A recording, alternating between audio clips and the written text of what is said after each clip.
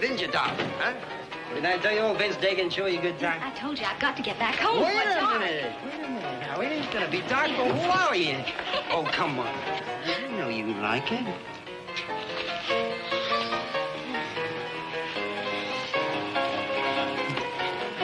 Vince, I gotta go now. I've stayed longer than I should already. Ain't such a hurry, honey. You know how I feel about you.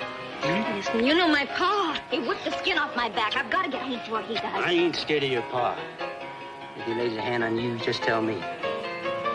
I'll take care of you. Not Vince. Stop, Vince. Vince, stop it. Stop it, Vince. Vince! Hey, Vince, come on, leave her up. Oh, come on, honey. Vince, stop it.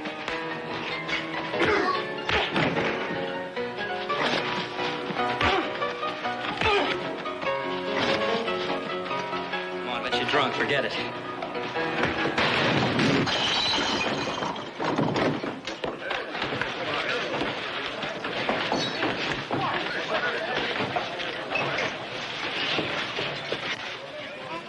Leave me loose!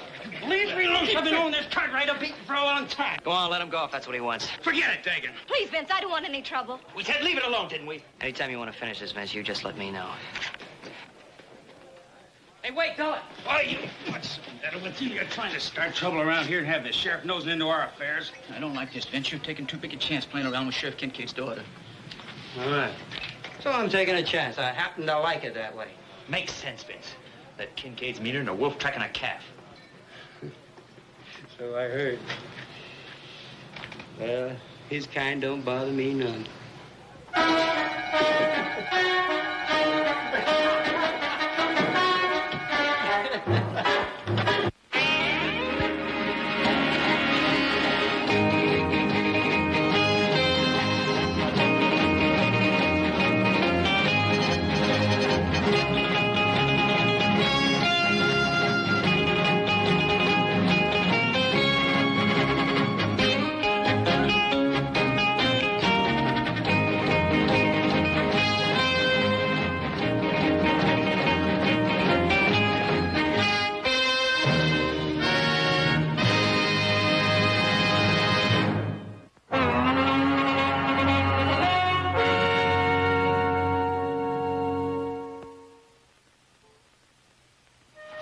So it's none of my business. I'm just trying to be a friend, that's all. You're always running around with the wrong kind of people. And who should I run around with? The ones the high and mighty Cartwrights picked for me? Look, I didn't mean that, and you know it. You're going to get in trouble with a man like Vince Dagan. If I get in trouble, I'll handle it. And what's wrong with Vince Dagan? Oh, what's wrong with Vince Dagan? He's a drunk and a thief. We had to throw him off the Ponderosa for stealing. Well, this is not the Ponderosa. And I don't plan on holding one little mistake against him for the rest of his life. All right, Dolly, forget it. Look, I don't want to fight with you. I don't want to fight with you either, Joe. Maybe Vince isn't everything I'd like him to be. But he's good to me. I get lonesome.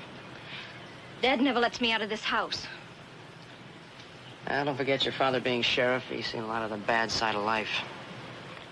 Maybe he just wants to protect you from the wrong kind of people. I guess he wouldn't consider you the wrong kind of people, would he, Joe?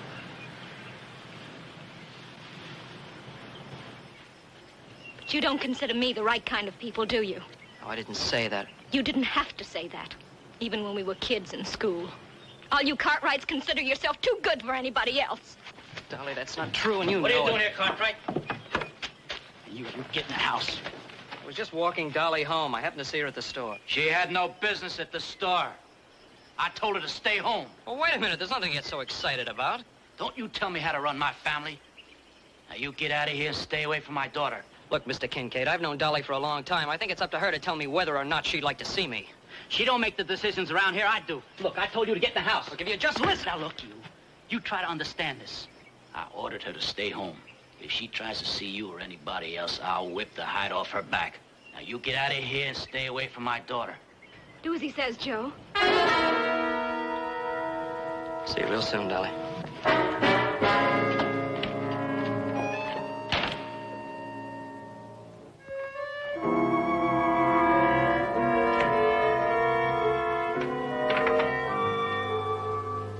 Pa, I did all my work.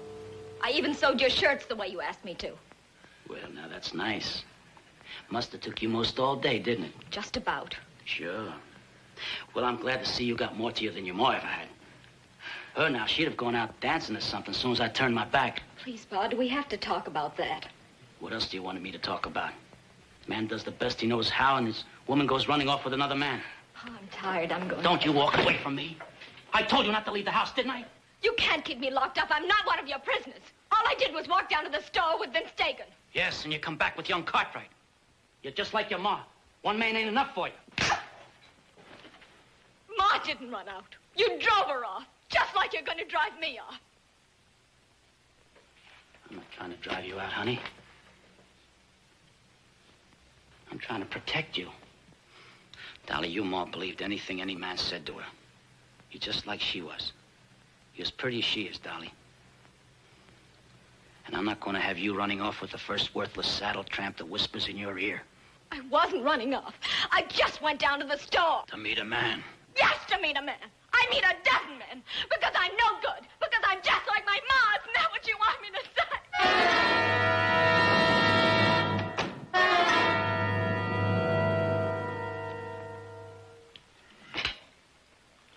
Hey, Paul, me and Adam have to ride up there and check that drift fence out today.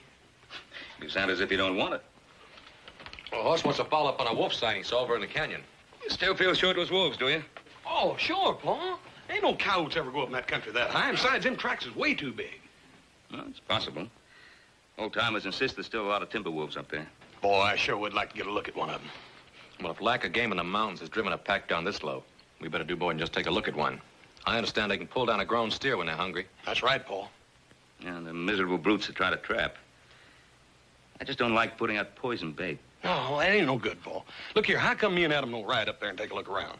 We could check with old man Traeger. He's always bragging about how he used to hunt them wolves for a living anyhow. Well, let's check the fence first, and then we'll decide. Is breakfast ready? Well, we were just thinking about supper. You sure you had enough sleep? No, not quite, but it's going to have to do. Oh, well, do you think maybe you could talk yourself into riding fence with us, huh? Older brother, how can you be so practical this early in the morning? Maybe because he's been up for a little while. You were out a little late, weren't you? Yeah, well, I had to ride all the way from Placerville. I stopped off at Mormon Flats to get something to eat. Ran into the Kincaids. Oh?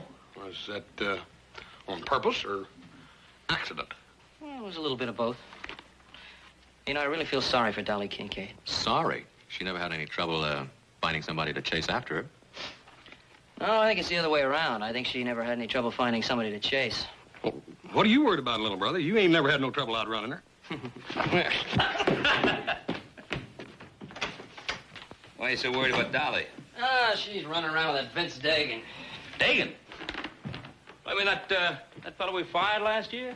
Yeah. I ran into him coming out of Callahan's store. Huh? Yeah, Dagan and I had a few words. When I took Dolly home, her father ran me off with a shotgun. You don't mean literally. Well, he didn't pull the trigger, but he wasn't kidding.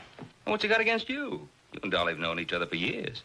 Yeah, we can go whistle up a tree all for me. I wasn't going to take Dolly out, but I think I will now. Well, don't get involved in a family affair. Kincaid's wounds are kind of raw right now, so give him a little time to settle down. It doesn't seem right to me that she keep his daughter locked up like a prisoner just because he's mad at the whole world. Well, I don't say it's right, but you're not going to help Dolly any by waving a red flag in front of Kincaid's nose. I never thought about it that way. Tell you what, why don't you ride out tomorrow morning with Adam and Hoss? They're going out to check that wolf sign that Hoss thinks he saw up in the canyon. Now, what are you trying to do, Pa? Get my mind off Dolly Kincaid? Well, that's what you wanted me to do, wasn't it?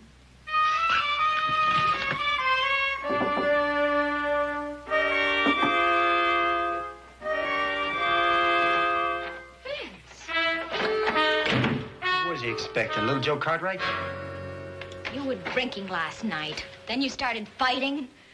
I was afraid my father would see me. There wasn't anything else I could do. Of course, there was nothing else you could do. It was my fault. I come by to apologize. Apologize? Yeah, I'm trying to. I couldn't sleep last night, thinking. I don't know how to say this, but when you walked out on me yesterday, I just knew I ain't ever gonna let you do that to me again.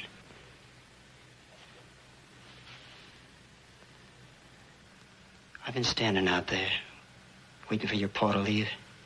I know how it is between you and him, the way he treats you. You don't know how it is.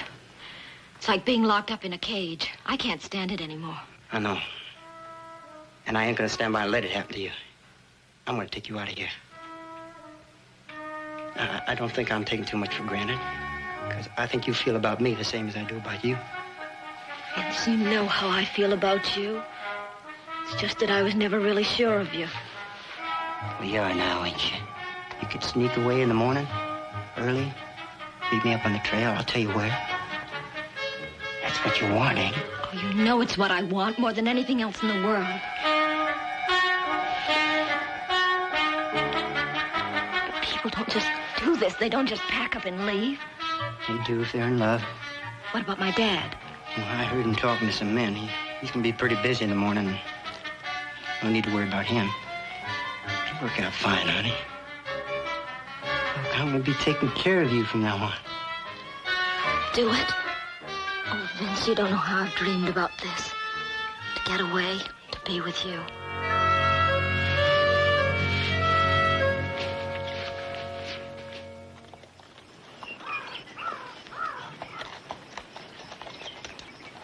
Hey, look at this. These are the same tracks I found down below. Yeah, no coyote made tracks that big. Quite a pack of them, when you say. Yep. What do you make of it? Well, over there, it looks like something big's been dragged along. Yeah, it's a plain trail. Let's follow it.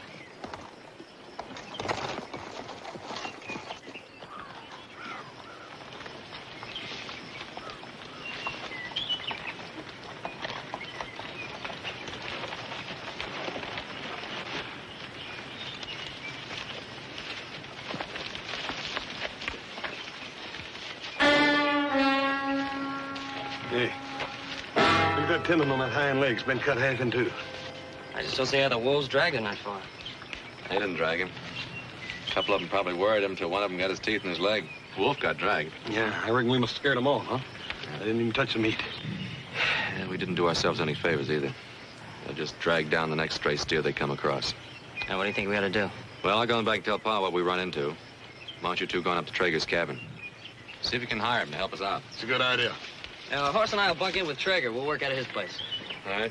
Save a couple of those wolves for me. We'll see you around the end of the week. Right.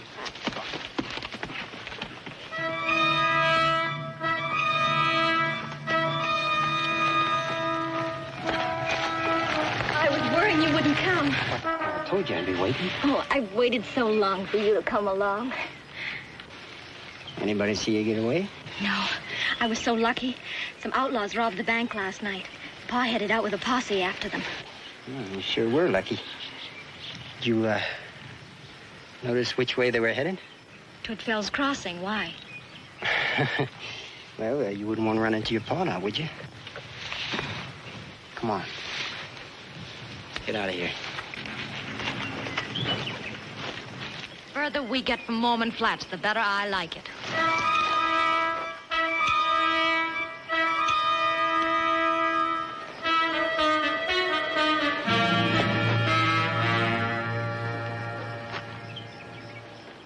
I wonder what's keeping Dagan. You know what's keeping him. That girl. Hell, he should have kept the girl out of this. Everything came off real smooth. There's even more money in the vault than we figured on. Now, you know that ain't good enough for Vince Dagan. He wants the money and the girl. I'm plenty sick of what he wants all the time. If that girl gets in my way, I'll... Now, calm down, Roby. I think it's right funny. We robbed the bank, and he runs off with the sheriff's daughter. I think that's really funny. Yeah, well, I don't think it's so funny. If he doesn't show up here in another 10 minutes, I'm moving on. You gonna go without the money, Clay? Now, Vince knows what he's doing. Now, he's got that money in his saddlebags.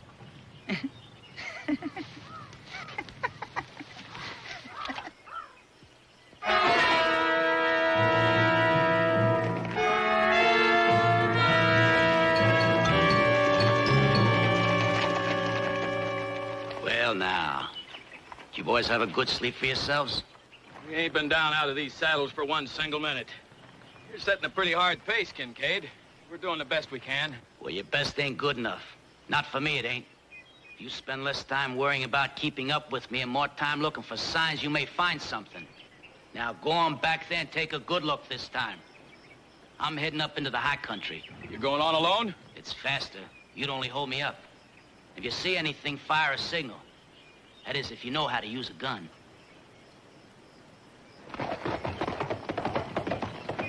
Come on, boys. We better get back, do what he tells us.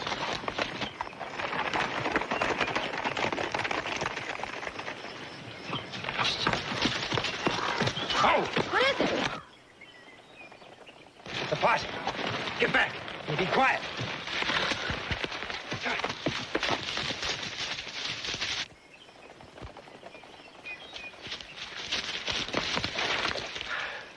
I thought you said they was headed for Fell's Crossing. They were when I saw them. Is my father with them? They must have split up. Or else they're backtracking. How many was there when you saw him? I don't know. Is my father with Forget about your father, will you? Vince, please don't let him take me back. Vince, say you'll take care of me. Sure. Vince, what are you going to do? You said you wanted me to take care of you, didn't you? And that's just what I'm gonna do.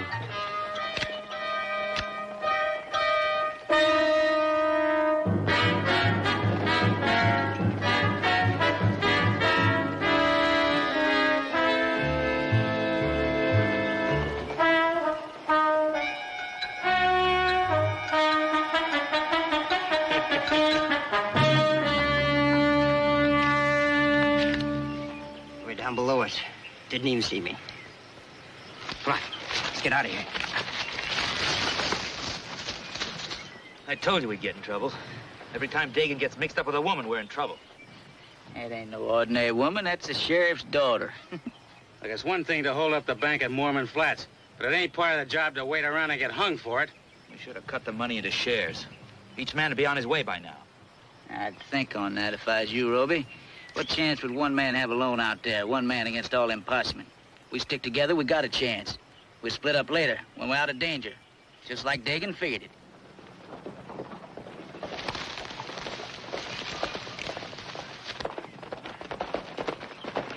Oh, it's Dagan and the girl. I told you not to worry. Hey, you're late, Dagan. Vince, what are they doing here? Oh, the boys? Why, you met Clegg, Roby, and Polk in town the other day, remember?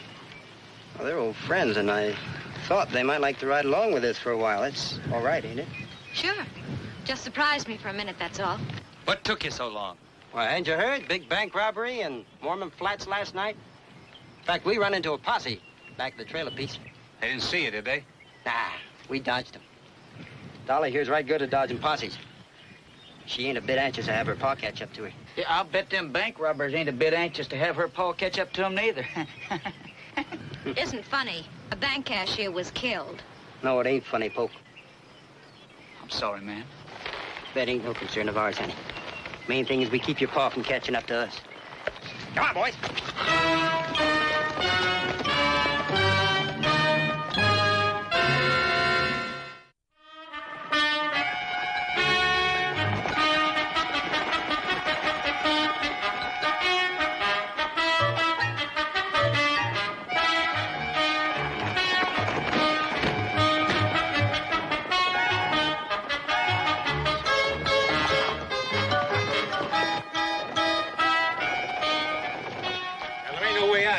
Every canyon's cut off.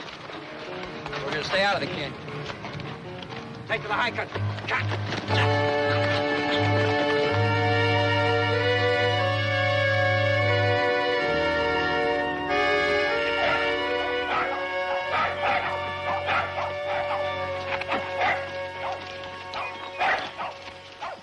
Hey, Traeger! Anybody home? Horse cut right. You don't need a belly of lungs out. I hear you back here in the barn.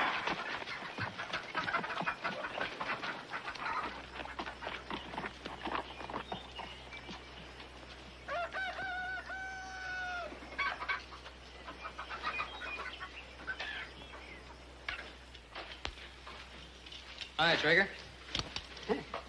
Ain't seen you two fellas in a coon's age. What brings you up around these parts? Yeah, we ran into what we think's a wolf sign in Cedar Canyon. Wolf sign? Uh-huh. Yeah, we found where they drugged down one of our steers. Adam sent us up here. I thought you might want to help. I remember you telling me one time, Mr. Traeger, about being a professional wolfer. Yeah, I was, for money. Cost you $10 and I keep the pelts. All right, you got a deal. Is it all right if we bunk with you for a couple of days? Suit yourself, but you got to pay for your own grub. Say, speaking of wolves, you didn't run into Sheriff Kincaid back there. Kincaid? No, why should we? You mean you haven't heard? There was a big bank robbery in Mormon Flats last night. A bank robbery? Sure was. Sheriff himself told me. Bank robbery in Mormon Flats. That is news. Yeah, I reckon it is that, but I don't reckon there's anything we can do about it. While we're sitting here talking about it, the wolves probably packing off some more of our steers. Yeah, I guess you're right. All right, come on, let's go. Don't rush me, Jess. Don't rush me. I ain't walking all the way down there. I gotta get my horse and saddle him. Hey, someone's coming. It must be the rest of that Kincaid posse. Why don't you have Traeger saddle up? I'll talk to you.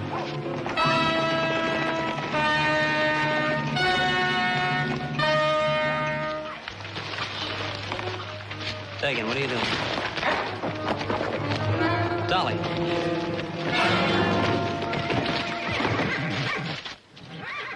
Vince, what's the trouble? Keep her out of this. Clank and poke, keep him covered. I'll get his gun. What's the matter, Dagan? Can't you take care of this yourself?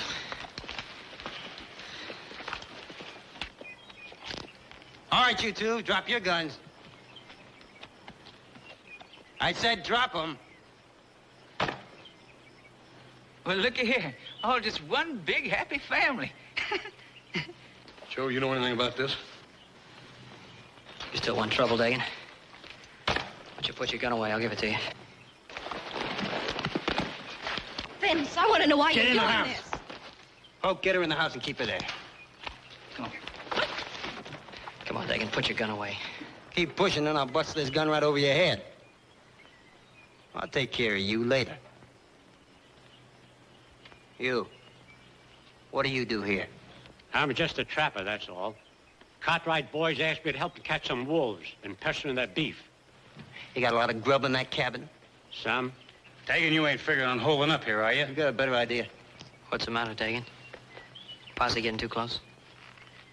Anybody else around here? Just the Cartwright boys. Folks don't come up here often. That's just fine. All right. Come on, in the house.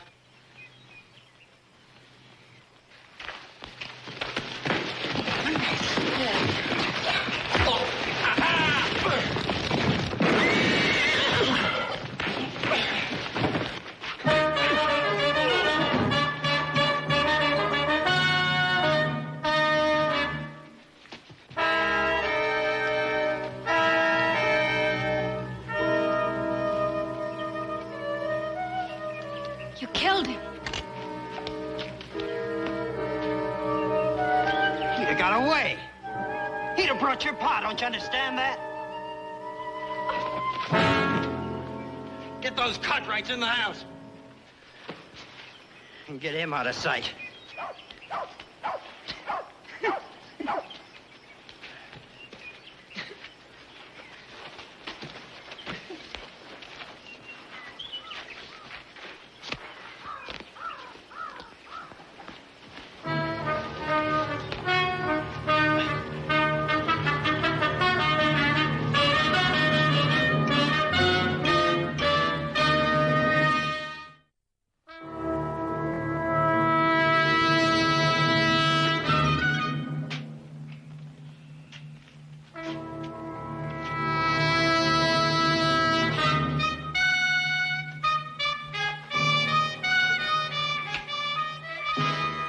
How long are we gonna stay here? Till I say we move.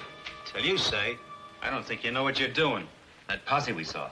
How do we know that's all of them? Suppose they split up and come in behind us. Well, I'll figure that out when it happens. Poker. I play what I got in front of me. I never bet on what the next car's gonna be until it falls. Get out there and put those horses in the barn and get some firewood in here. Let's warm this place up.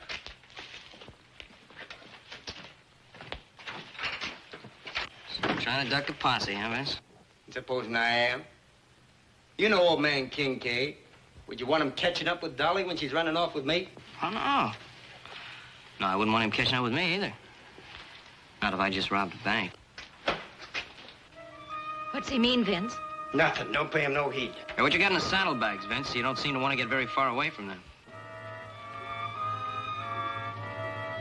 You did rob the bank, didn't you, Vince? All right, so we robbed the bank. But why? For money, that's why. Where'd you think you was gonna live? Dolly. Look, Dolly, I did that for you. I was gonna buy you all the nice things you never had in your life. But, Vince, you have to kill for it. Well, that bank clerk should know to went for his gun, not with old Vince Dagan around.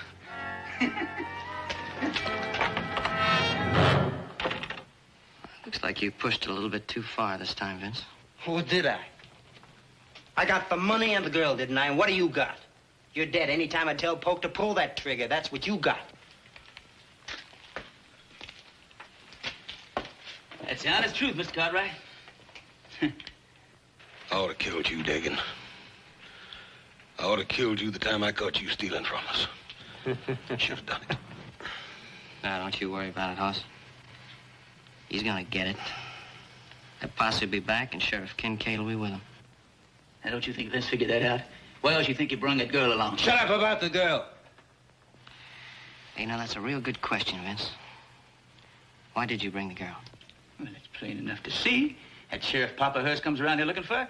Vince gonna tell him to go away, else that girl's gonna get bad hurt. Ain't that right, Vince? I said shut up about the girl tonight!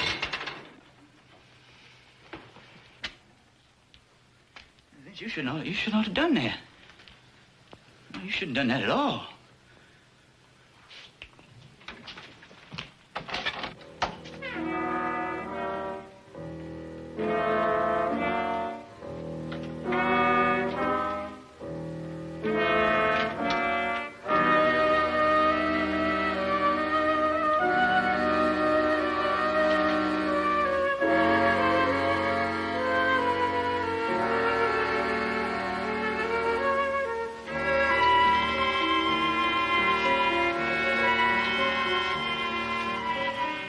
I wanted nice clothes for you, honey. And everything you ever wanted.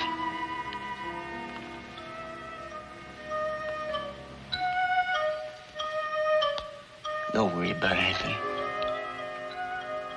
Everything will be all right. You believe that, don't you?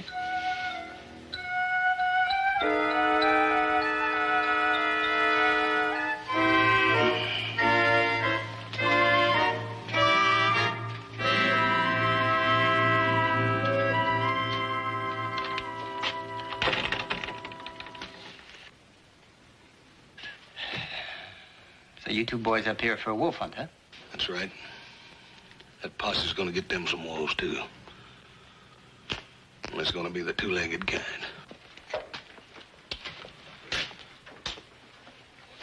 Now, you two listen to me.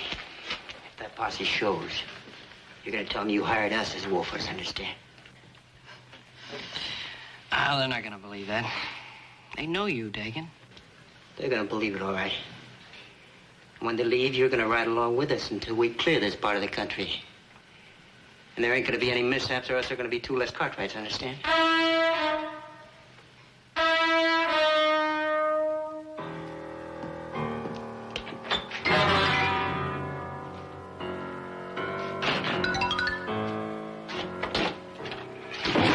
Put them horses away? Yeah. Hey, where's the girl? What do you care? You better be careful, Dagan. He's gonna steal your girl away from you. Take it easy, Joe. Oh, don't worry, Hoss. They need us. They need us real bad.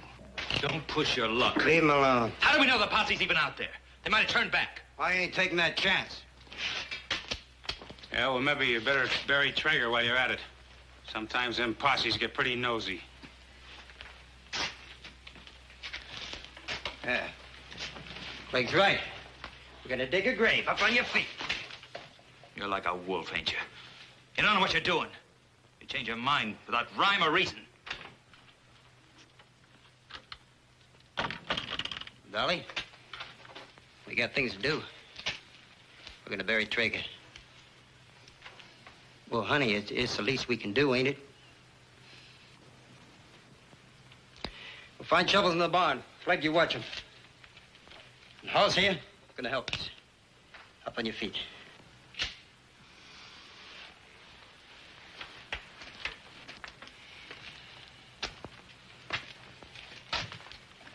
Ruby and Polk.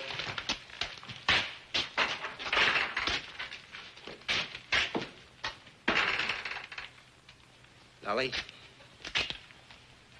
you help Clegg keep an eye on him.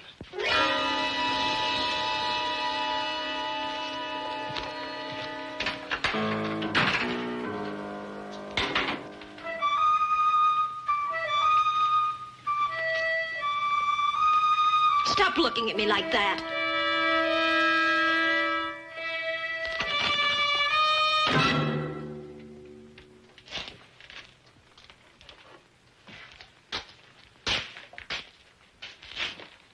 Kind of like it, don't you, fella?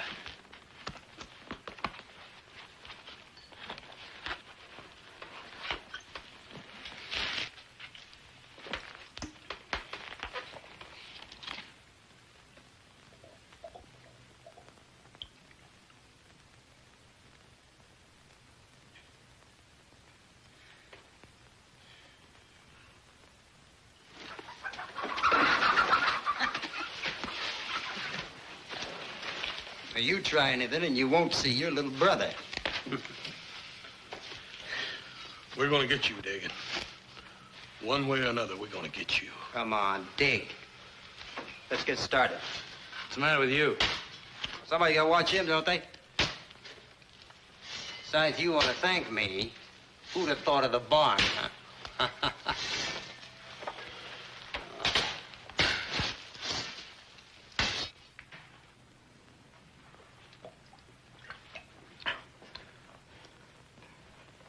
You better get your mind off of her. She ain't gonna have no part of you. How far you think you're gonna get after you leave this territory, Clegg? They don't even know who we are. Oh, we do. Well, that ain't gonna make much of a problem.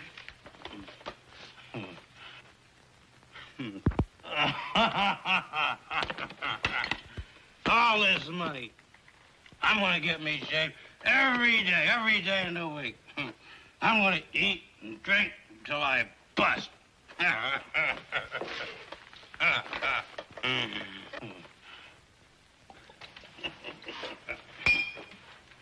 sounds real great, Clegg.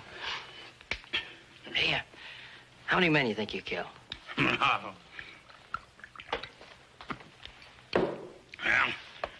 let's see. I don't rightly remember now. Let's see, there's 1,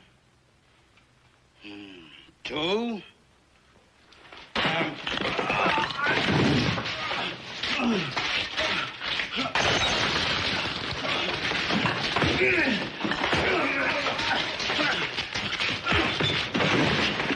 All right.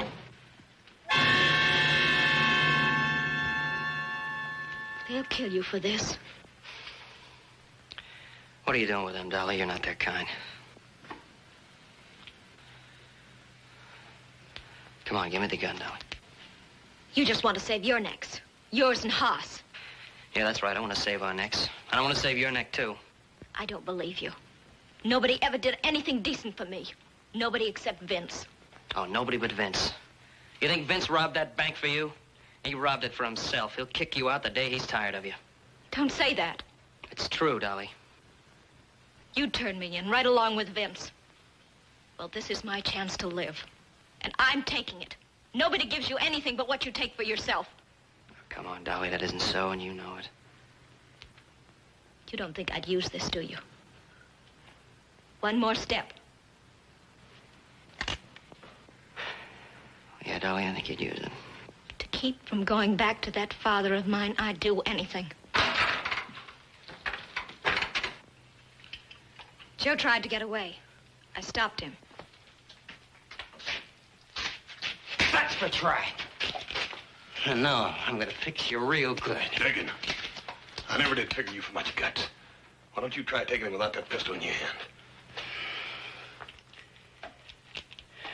When I'm good and ready, I will. Now sit down!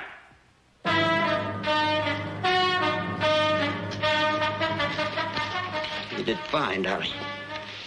Real fine.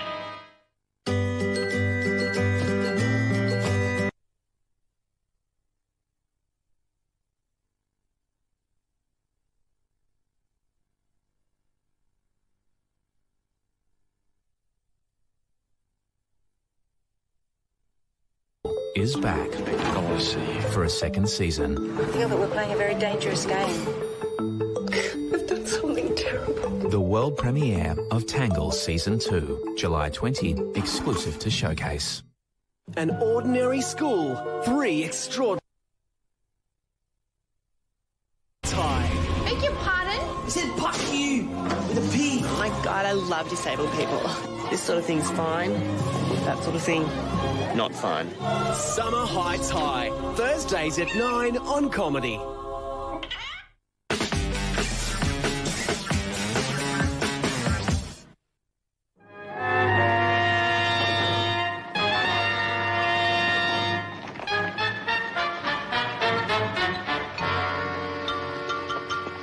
Riding back and forth through these canyons all night. What good does it do? Don't forget, Sheriff Kincaid hasn't had any more sleep than we have. That Kincaid, he's like a wolf on the scent. He ain't gonna give up till he gets what he come after. No, neither are we. John and I will ride over by old man Traeger's place. Kincaid might not have been there yet. The rest of you take a look through that box canyon down there.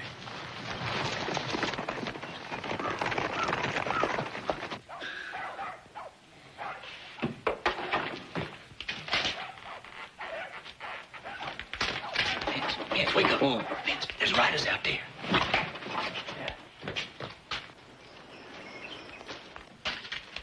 Roby. Hey, get on your feet. The posse's out there.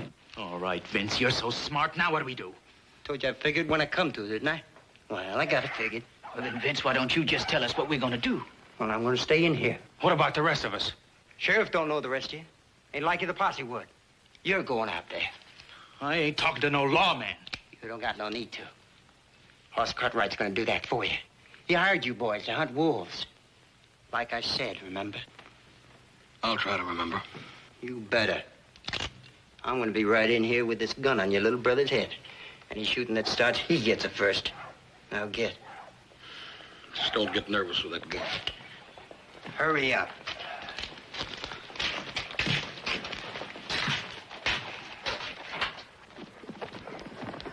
Boss, what are you doing away out here? Been some wolves pestering some of our cattle. Little Joe and me decided to ride up and talk to Mr. Traeger about it. You couldn't find a better man for the job. Mr. Traeger around? No, he rode out early this morning to set some traps. I haven't seen you boys around before, have I? There's some men we hired to help us hunt the wolves. Oh. Sheriff Kincaid been by here yet? I ain't seen him, but Mr. Traeger said he saw him yesterday. Sheriff told him about the bank robbery. We've been out all night. You know Kincaid. Yeah. I know him well enough to know that whoever those bank robbers are, they ain't gonna get away. I promise you that. Well, if you do see anything around, Hoss, you let us know, will you? We'll be around. Right. Good hunting. Same to you.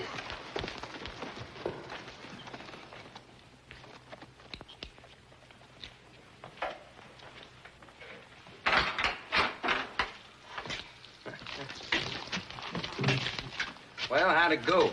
You'd have been right proud, old Cartwright, Vince. He did real fine. What do you mean he did real fine? Last thing that deputy said was the posse'd be staying around close. What I want to know is how do we get out of here? Yeah, well, I don't know about the rest of you, but Clegg, Poke, Roby, you can ride out any time you want to. What do you mean by that? Well, you went out to the posse. Hoss told me you were wolfers working for us. They believed it. You can ride out any time you want to. They won't stop you. Hey, listen, kid. You make sense, you know that? I'm no bank robber. I'm a wolfer. I can ride right out of here. Ain't nobody walking. I'm running this shebang. And it looks to me like you're running right into the ground. Of course, you boys want to wait around here for a while. Sheriff Kincaid's bound to show up. He's gonna be a little tougher to convince than that deputy. Vince, I'm scared. I want to get out of here. Dolly, what do you have to be scared about? You got all that money? You got a man like Vince Dagan to take care of you? Shut up, Joe!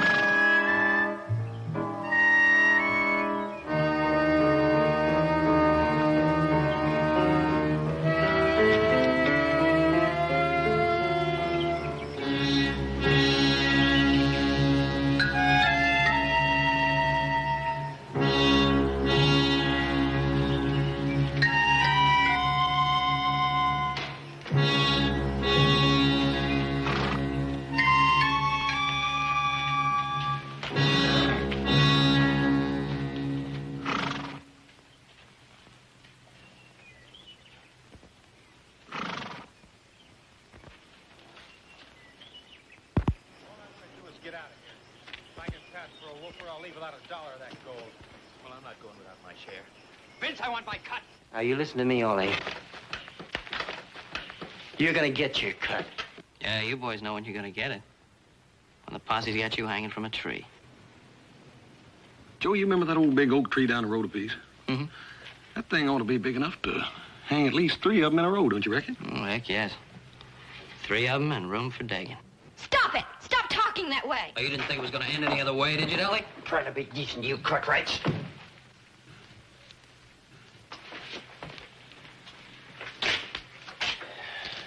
Poke, get rid of him. Yeah,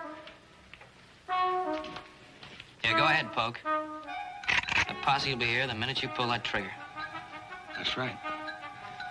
You know, Joe, that Sheriff Kincaid's got ears like a wolf. That's what I hear. What about it, Dolly? You know him a lot better than we do. Stop it! Vince, make them stop it! Make them stop it! Never mind. I'll do it myself. No, you're not gonna kill anybody, Vince. You got a long way to go. You can't make it without us. You never was any good, Dagan. Never a day in your life. What Roby says about us riding out of here, that makes pretty good sense. And I'm going, too. You just try and stop me. Nowhere. Well, it's real nice to meet your friends on a social level, Dolly. You Cartwrights, you know everything, don't you? I don't care what you or anyone else thinks. I'm staying with Vince. Now, you listen to me, all of you. Drop that gun, Dagan. There's 4 of them, boss. Where's the other one? Kincaid, look out! Sit down. I've been asking for this for a long time.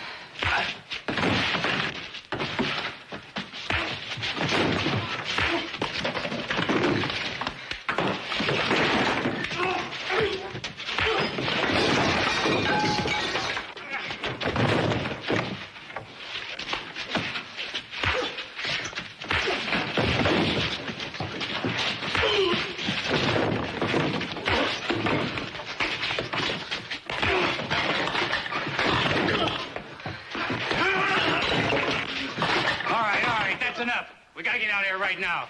All this shooting might bring the posse back. Come on, Dolly, we gotta go. What about Pa? What are you worried about your pa for? Well, we can't just leave him here. What you wanted, ain't it? Gotta get out of here. Clegg, see if Poke can ride. Roby, you see that them Cartwrights don't follow us. Come on, Dolly. Are you coming or not? Yeah, sure, she's going with you. You're just what she's always wanted, Dagan. Come on, Dolly. You know, your father was right. You're just no good, Dolly.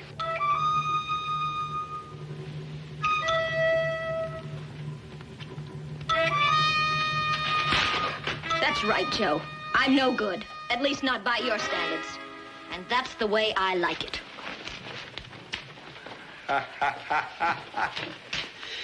So long, you Cartwrights.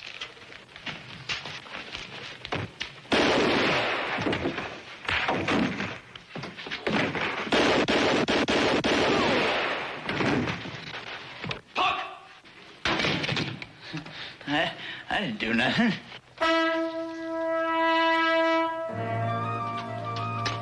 Dad?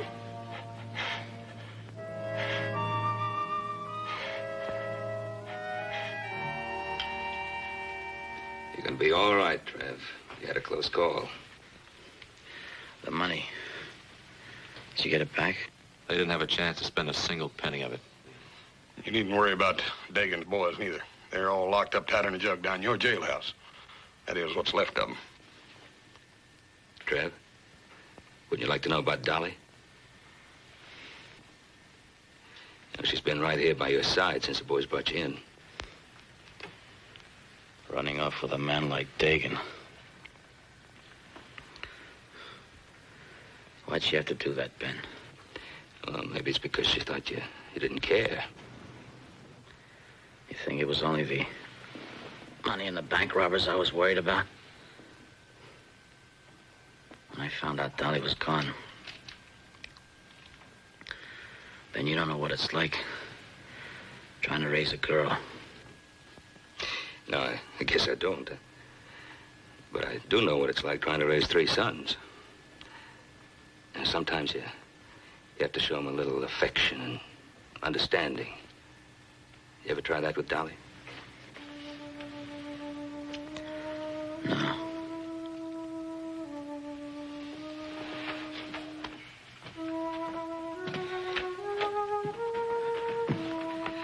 Your father's asking for you. Dolly, be patient with him. He needs you very much.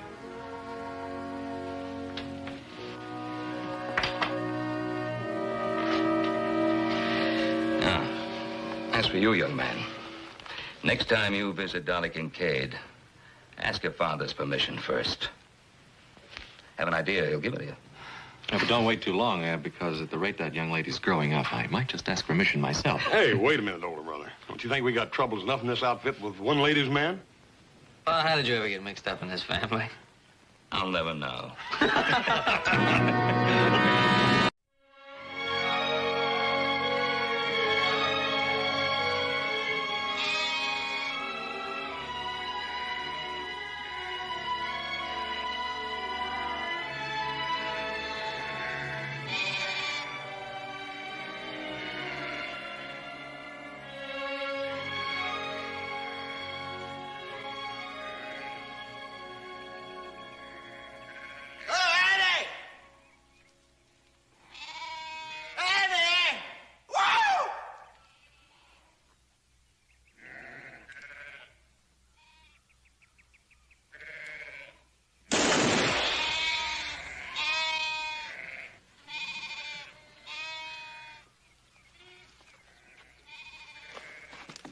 Don't run away now. Albie isn't gonna hurt you. You're real pretty. Albie! Why, hello there, little Joe. Well, leave her alone, Albie. You're scaring her. Now, what are you doing up here on the mountain? Just on my way to Placerville. Come on, Albie. You're hurting her. Oh, I'm the only friend she's got up here, ain't I, Annie? Leastwise, she don't give me no back talk like the other women. She's not an animal in one of your traps. Now let her go.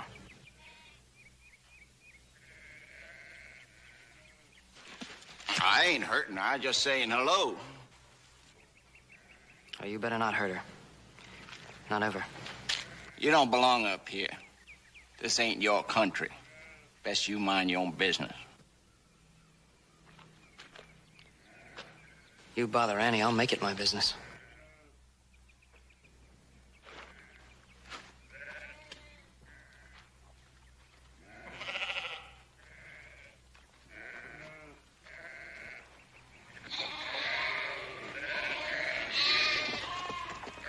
This is my country, and I'm gonna see it stays that way.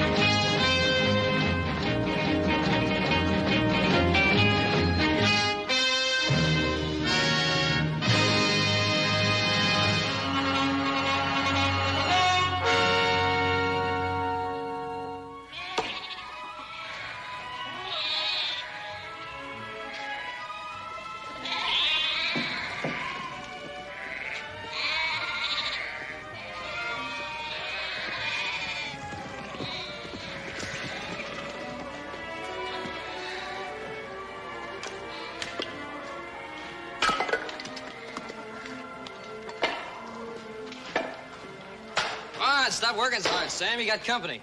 Huh. Sorry, little Joe. I got a touch of fever. Figured this might sweat it out of me. Feeling any better? Hey, I brought you that gun barrel Pa said you needed. And I got a little present for Annie.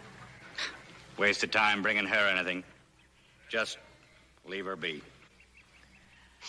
Hey, Sam, look. She's pretending she's a tree. Foolishness.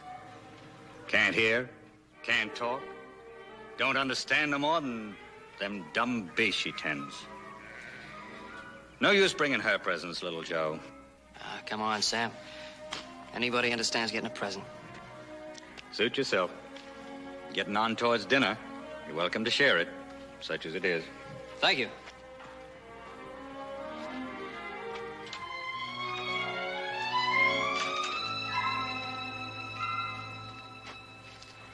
Hey, look, I brought you a little present.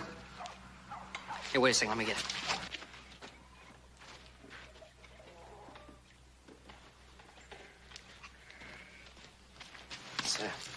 I thought I'd bring it as long as I was coming. It's not much.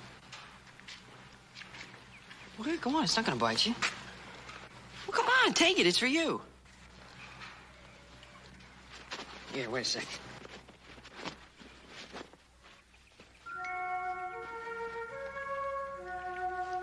Here. It's not much, just a rag doll. Hey, don't worry, I'm not gonna take it back.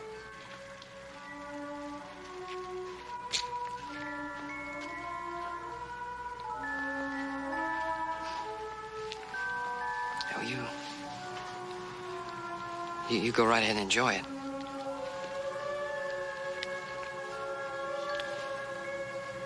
So long. I'll see you. Yeah, so long.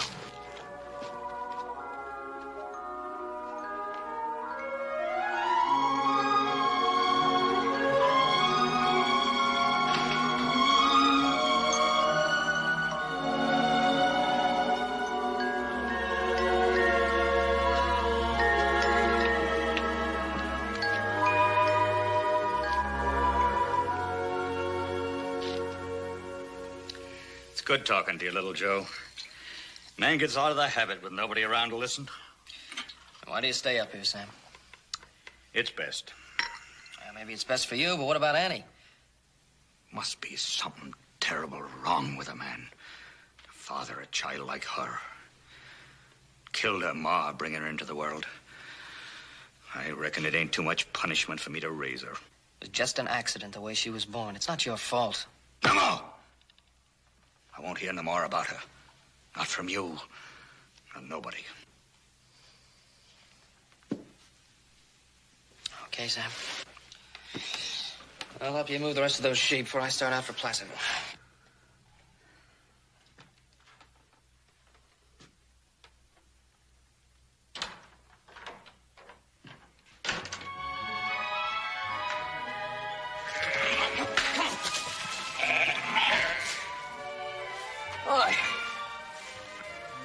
I never knew a couple dozen sheep could be so ornery. Almost as bad as people. Yeah, that's funny. Yeah, I've been talking to you all day, and I know you can't hear a word I'm saying. Hey, what are you looking at now? Hey, that's what I call a right pretty girl. Hey, look over here. That fella right there, that's that handsome Joe Cartwright. It's the guy that's always watching me when I'm shaving. I just can't seem to get rid of him.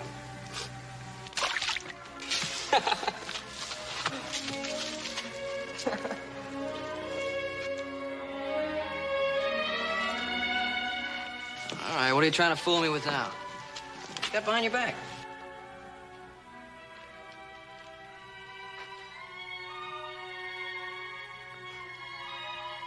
Hey, that's real beautiful.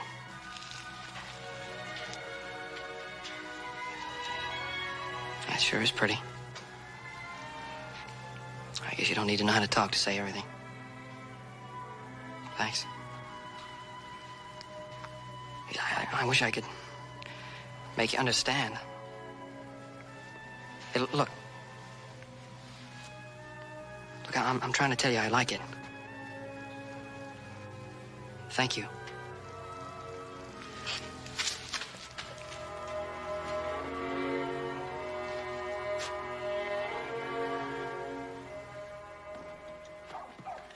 Oh, howdy, preacher. Albie? It's good to see you again. Thank you, Albie. You been walking in the way of the Lord? Well, I've been doing a lot of walking. Seeing you were up here near spring the last time you came by here. I guess it was. You dropping in on Sam, too? Well, you don't think I'd be swapping tales and telling news of that Annie? She's a child of God, son, for all the way he made her. That's a fact, preacher. How about you? About time you married and raised a family, isn't it? Plenty of unmarried girls in town. Town girl once said I had the smell of a trapper on me. It's like meat that's not cured right. You'll find the right girl soon enough. Come on now. The word of the law will calm your mind and your soul.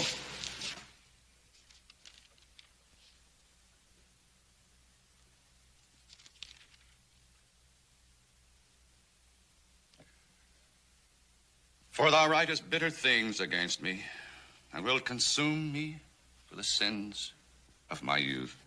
Amen. I'm paying for my sins, preacher. Paying. You, Sam? That why you always getting them children fever? Every man is tempted by the devil, Albie.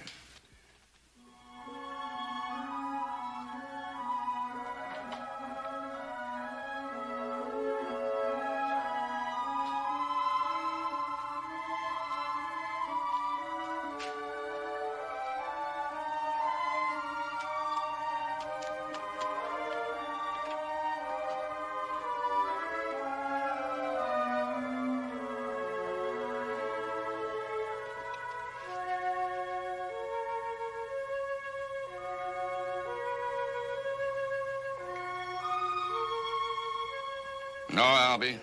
Hearing the word of God is man's only salvation. True, preacher, true. If I could only read the Lord's word, I could bear up under his suffering. Even if you could read, Sam, who would you read it to? Getting cramps sitting all this time. Think I'll go out for a while.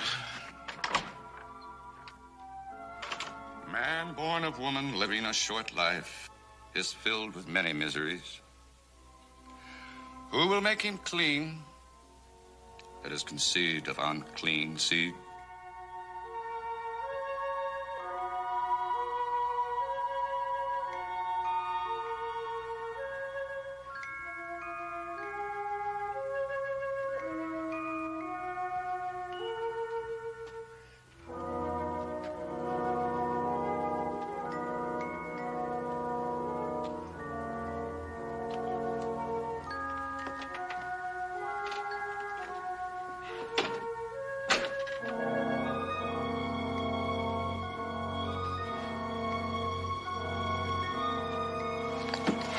No, don't be scared. It's just Albie. What else you got there, huh? Let Albie see it. Come on, let me see it. I ain't gonna take it.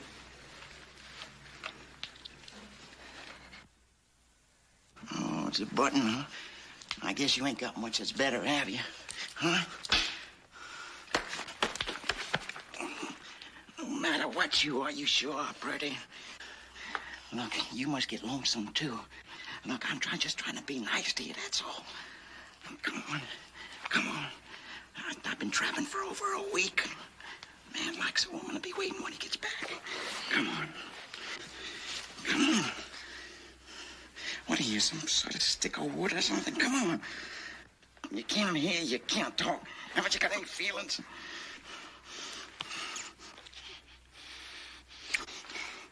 There, that's not so bad now, is it, huh? Albie, where are you? You in there, in that shed? Come on, preacher. I'm not finished with you yet. I'll be back.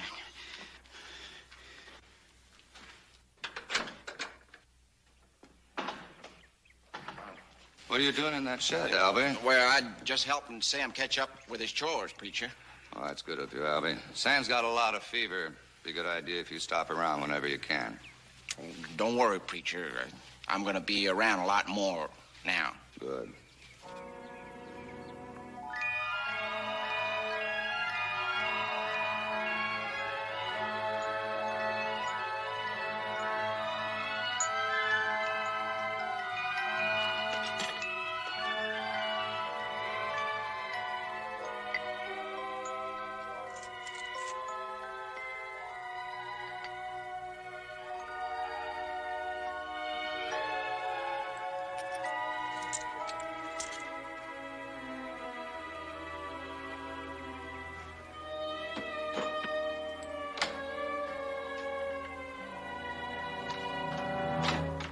What you doing here, girl? You should be out with the sheep.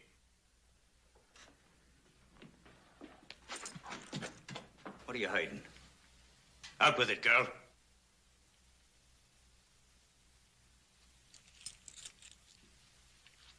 I've warned you. Never touch me money pouch. Corrupted by your present.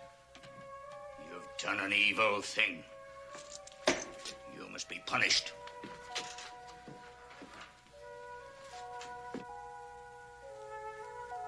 At least if you can't hear, I know you can feel.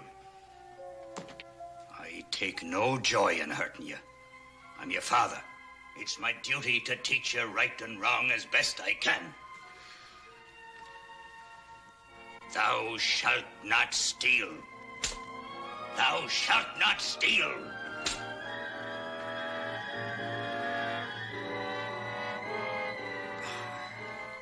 Don't look at me with them sad eyes. I can't stand to see suffering written on your face and not a word coming from your tongue, not even sobbing. Put it back so you'll remember. Never do it again.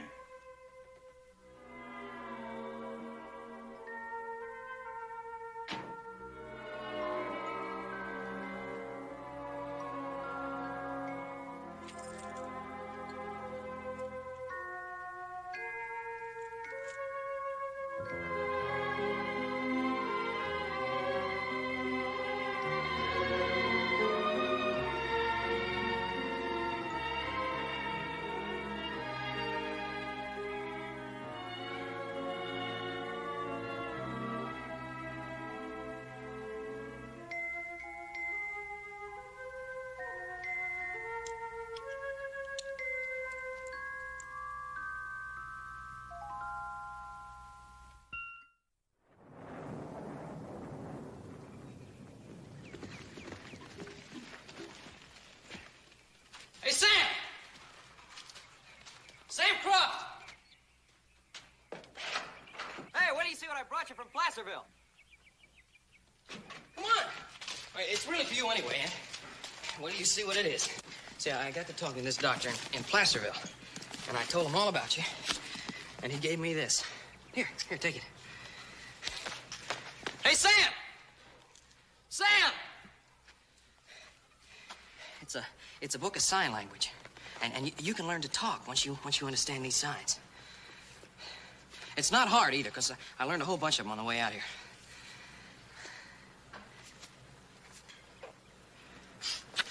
Sure, you don't even know what I'm talking about. Come on. Come on. Now listen. You can learn to talk and to hear. Just like other people. Only with these. With your hands. Well, let me see how I'm gonna do this.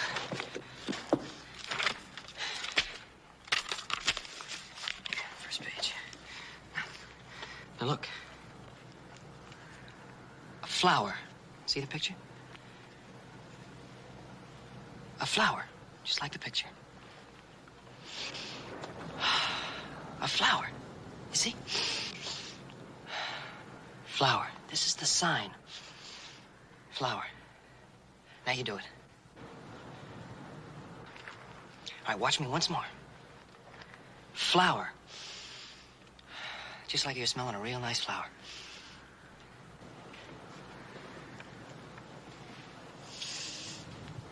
What's the matter? Look, there's nothing in my hand. I'm not trying to fool you. Forget that. We're gonna go to another. Girl. You. Girl. Girl, because your cheek's real nice and soft. Here, give me your hand. See, just like that. Girl. Wow. Boy. Boy. Just like tipping my hat. A boy. Like you tip my hat. You don't understand, do you?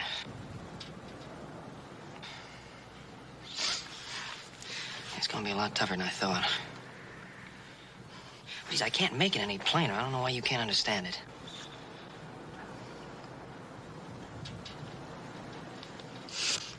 That's it! That's it. What's this for?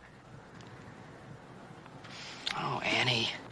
Look, this isn't some kind of a game. I'm doing my best to teach you this sign language. Look, I want you to be able to talk and to understand people when they talk to you. Can't you see that? Well, I guess you never will.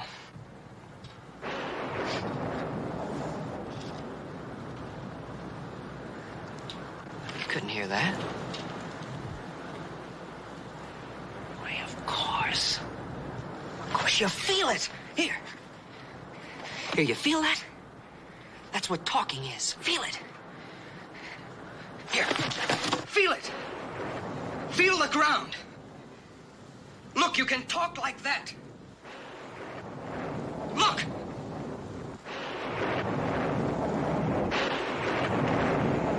See that? I'm talking to you with my hands.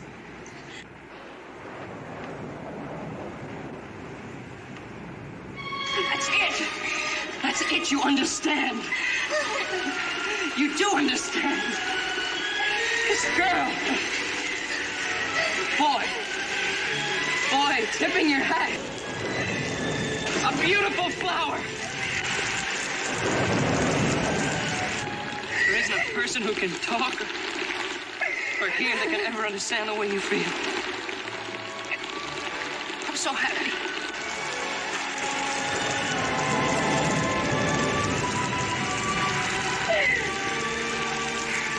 It's raining.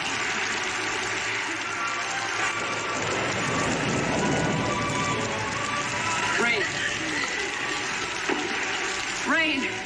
Just like the drops coming down. Come on.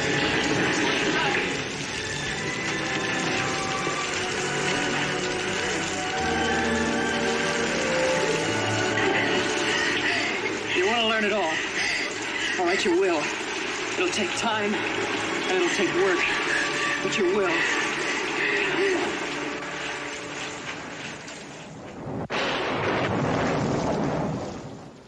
You trying to tell me that there's any hope when I've lived my whole life with the weight of it pressing on me heart like a stone? Now, you watch, Sam. You see for yourself. Now, you are going to talk to your father. Understand? Boy.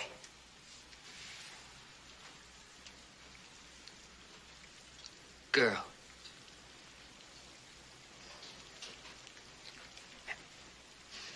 Flower.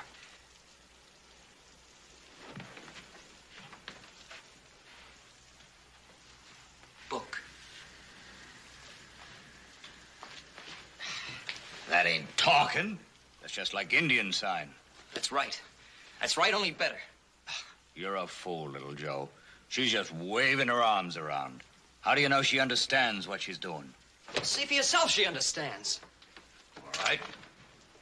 You know what them signs mean, do you? You, girl. He, boy. What am I? What am I? What am I? What am I? I'm scaring her, Sam. I tell you, she does understand. No! No! No! She's not an animal, Sam. Help her. Bring her to town if you don't believe me. Let the doctor see her.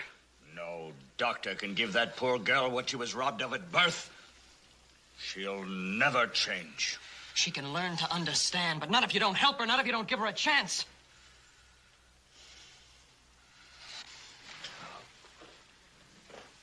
Sam.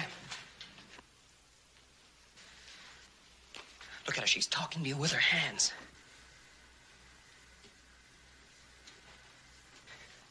She's telling you she went out into the rain and got the book. Now do you believe me? She's not one of your sheep, Sam. She's your daughter.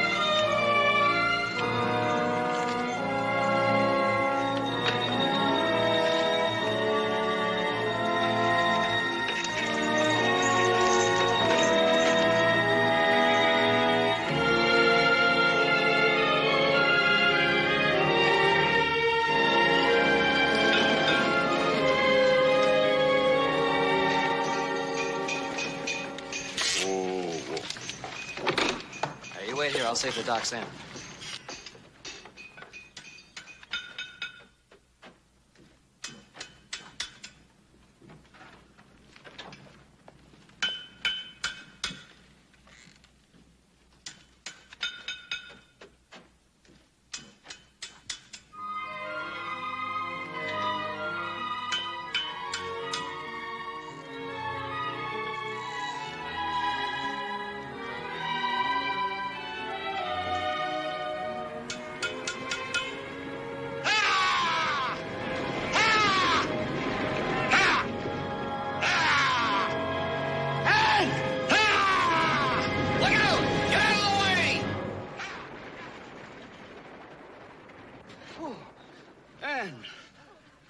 And you near got killed. Ain't that the old coot who lives up in the mountains? Yeah, Sam Croft. He only comes down about twice a year. You know, I thought he lived by himself. He's been holding out on us. Yeah.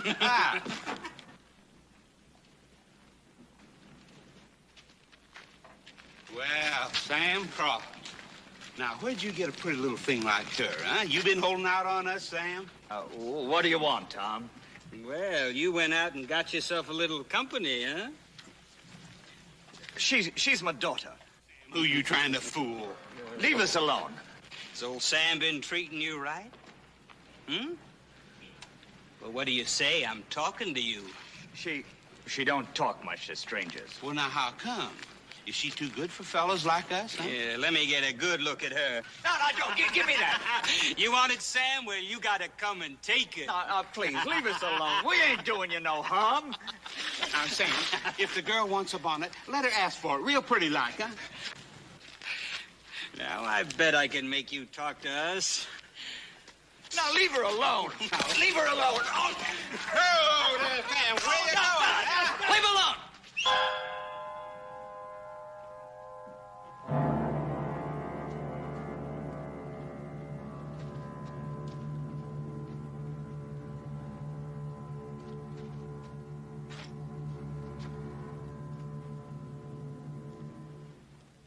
It's only that old mountain goat, Sam Croft.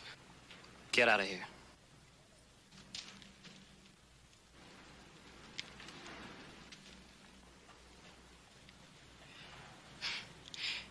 Come on, Pappy. He ain't worth shooting. Oh, we're just having a little fun.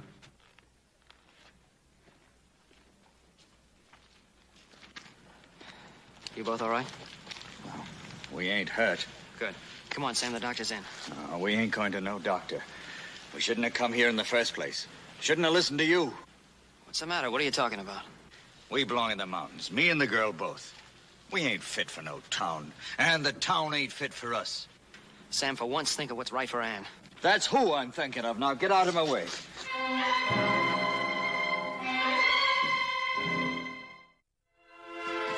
How's it coming along, son? You know, you've been spending much more time up at the Crofts these past few months than here. Pa, you just wouldn't believe it. Well, Anne's learned so much already. We can carry on a regular conversation. How's Sam Croft? Still as stubborn about it as ever? That man's impossible. Told me he'd never let us see the doctor, not ever. Sure hope I can get him to change his mind. Joe. You don't think you're, over your head? What do you mean?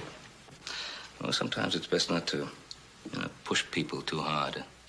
Leave well enough alone. Why should I leave him alone? He's not going to help her. Somebody has to. No. Sometimes helping looks like meddling. Don't worry, Pa. I know the difference. Joe, take care of yourself up there. Sure I will, Pa.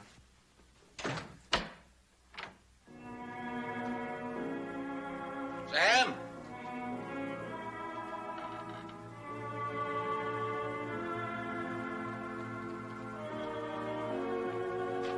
Sam, you in there?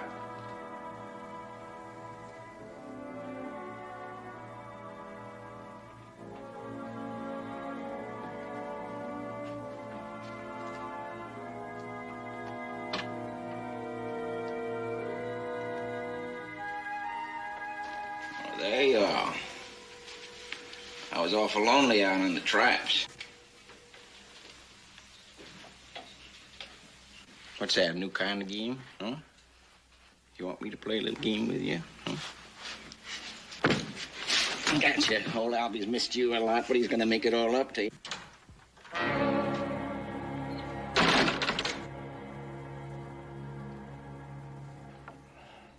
Oh, now, Sam, there's no need to bring a gun up on me. Get away from her. And keep away. I don't see you running Joe Cartwright off a hill. Maybe you think he's a better man than I. Joe Cartwright's teaching her to talk. I'll bet you he's teaching her to talk. Move, or I'll blow your head off. All right. All right, Sam.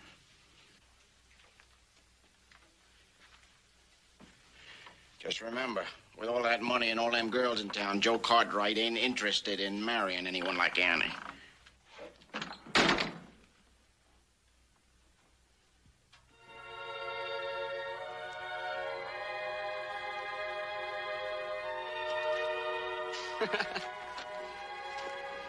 All right. This is last one for today. It's gonna be a tough one. Love. Love. Your father helps you. Your father gives you food. You live in your father's house. You love your father. Your father loves you.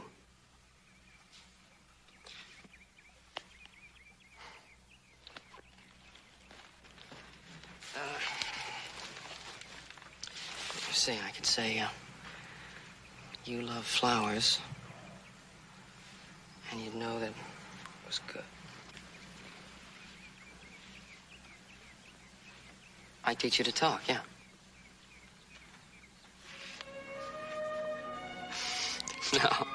No. That's wrong. See, you don't love me.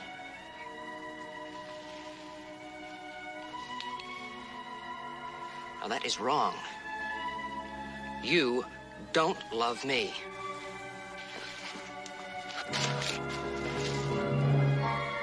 Look, you don't love me. You don't love me, and I don't love you.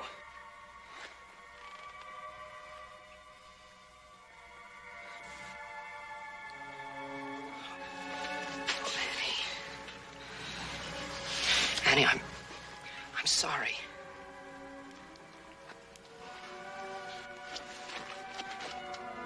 Please, I didn't want to hurt you.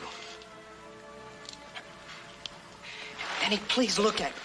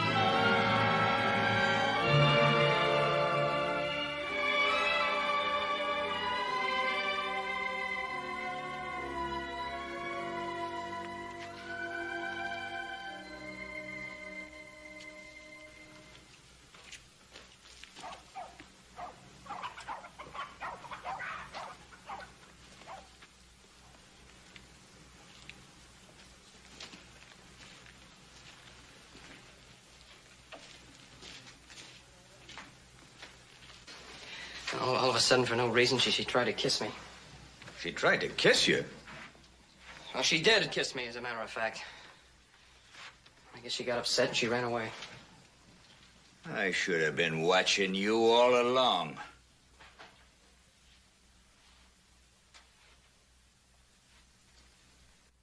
You should have been watching me.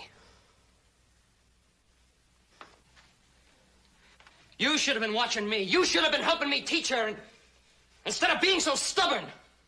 Teaching her what? Kissing? All kinds of sin? You keep away from her.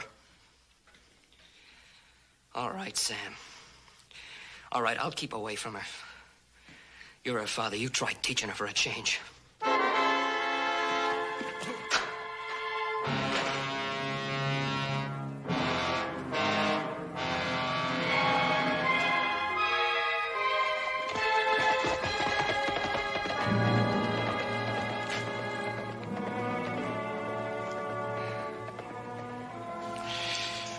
Goodbye, little Joe Cartwright.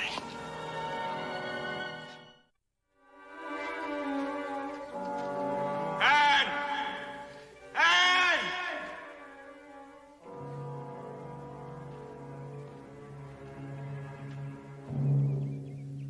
Hello, Sam.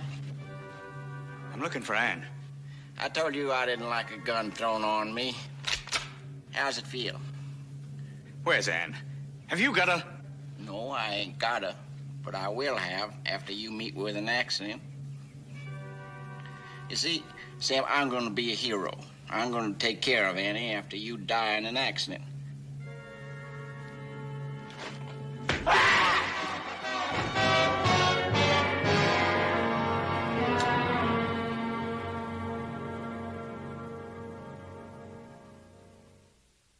So you just walked out. Well, what was I supposed to do?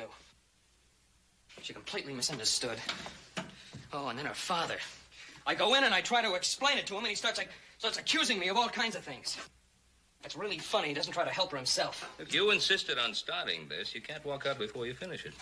I understand that. I'm not a little kid. Aren't you? If you understand it and still walk out, then you're just a little kid. Now, wait a minute. Don't you raise your voice to me, boy. And don't you call me a little kid. Joe, you opened a door to the world for this girl. You let her look out for the first time. Her gratitude for you must be overwhelming, to say the least. All right, fine. Fine. All I was trying to do was help her. You can't shove someone into the water and then not wait around to see if they can swim. She has a father. No. You started it. You were the one who tampered with those two lives, and you can't abandon them now. Well, what do you want me to do, marry her?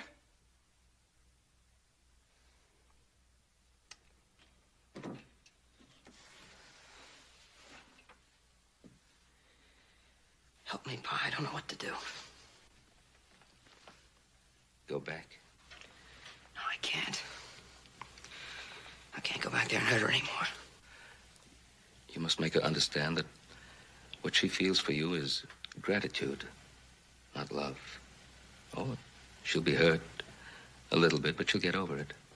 If you don't go back, she'll remain hurt forever.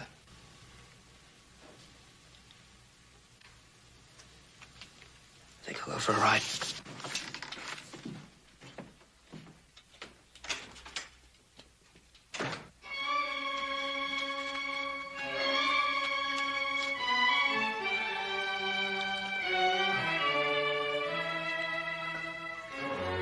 I can't hardly feel nothing.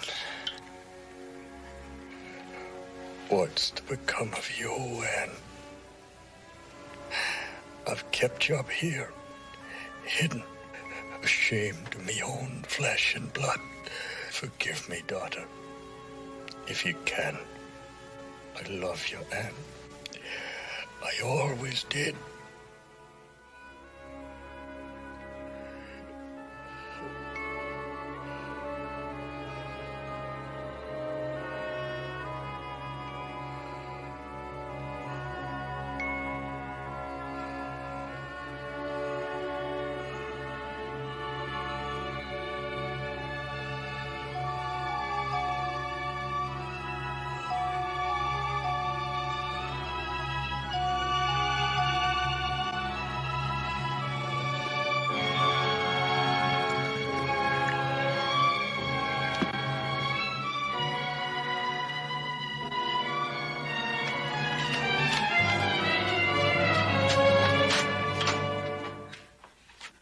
I knew you'd be back sooner or later. You still playing games with me? I'm gonna teach you more than Joe Cartwright ever did.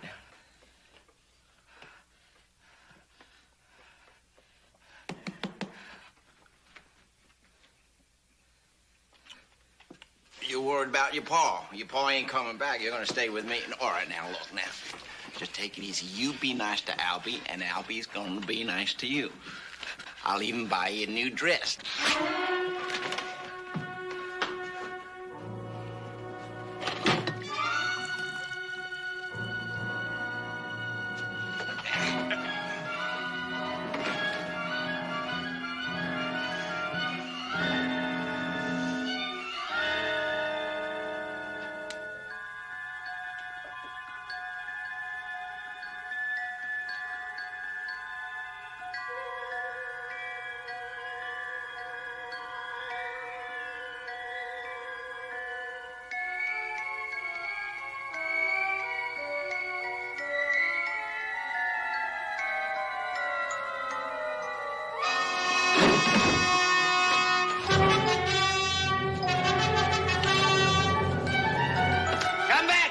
Place to go.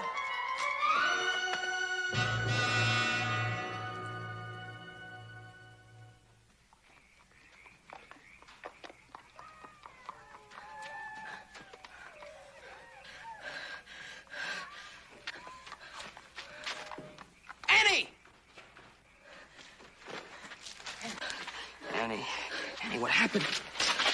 Look at me. Look at me. What happened? Your father. Hurt. Needs help. Where? He fell. Stay out of this, Cartwright. You do this to her, Albie? What's she trying to tell you? What happened to Sam? What are you talking about? Annie says Sam's been hurt. Now, don't fool with me. You know she can't talk. Can't she, Albie?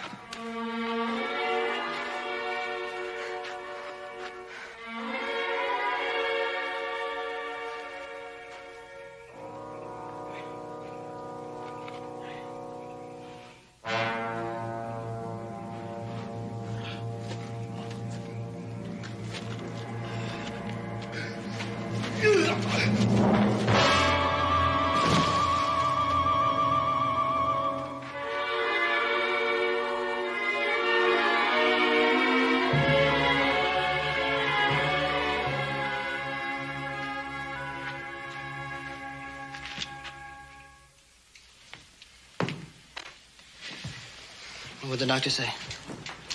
Well, he said he'll be all right, but he'll need a lot of care. Did you, have you spoken to her yet about... Yeah. Good. You better tell her father will be all right. Right.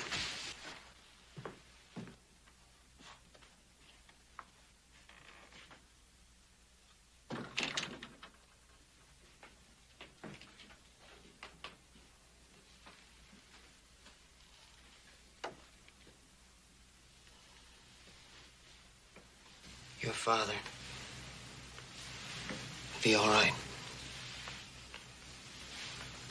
Doctor says your father will be all right.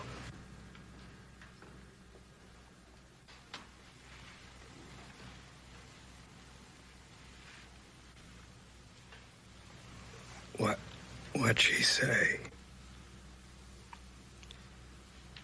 She said she'd help you and take care of you. She says she loves you very much. Joe. Yeah. What's the sign for daughter?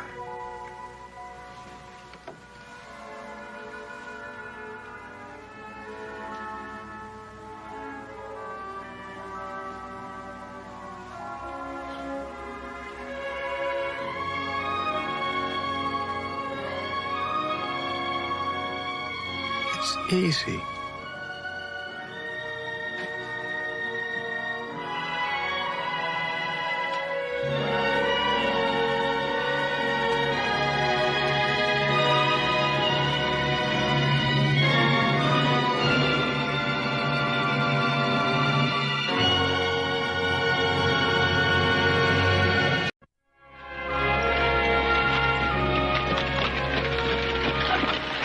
Driver, stop here, please. Oh, whoa. We still got quite a ways to go before we get to the ranch house, man. I have never seen anything as beautiful as all this in my whole life. Yeah. The Ponderosa's really something, all right. All this is a Ponderosa? It sure is. Biggest spread this side the Sacramento Valley. Folks around here claim it could be biggest west of St. Louis. And it all belongs to Ben Cartwright. It sure does. Ben and the boys raise more cows and sell more timber than anyone else in the territory. You know, I've heard so much about that beautiful house he built up here in the mountains. I can't wait to see it.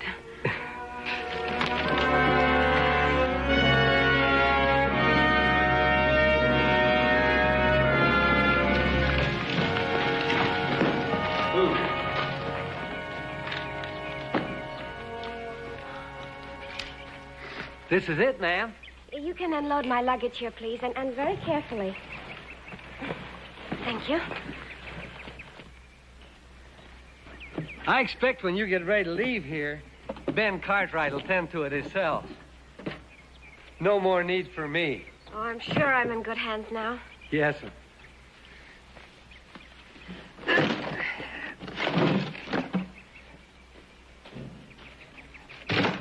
And I thank you. Oh, thank you, man.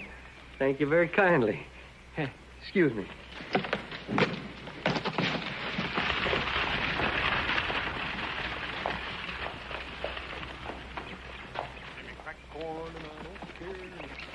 Corn, I don't care. Fine horse, isn't it? Oh, yes'm. He's purebred stock. We imported him all the way from Kentucky. Kentucky? Well, that is a long way, isn't it? You must be the one they call horse. Oh, no, ma'am. Not horse. Not H-O-R-S-E. Just plain hoss. H-O-S-S. Well, Hoss, when you're finished here, would you please take my luggage inside? Ma'am, are you sure you got the right place? Oh, this is the Ponderosa, isn't it? Yes'm. Well, then I've come to the right place. Oh, you know, I would have known you anywhere. You're exactly as Ben described you. Ben, ma'am? Yes, Ben. I'm Mrs. Cartwright. I'm Mrs. Ben Cartwright.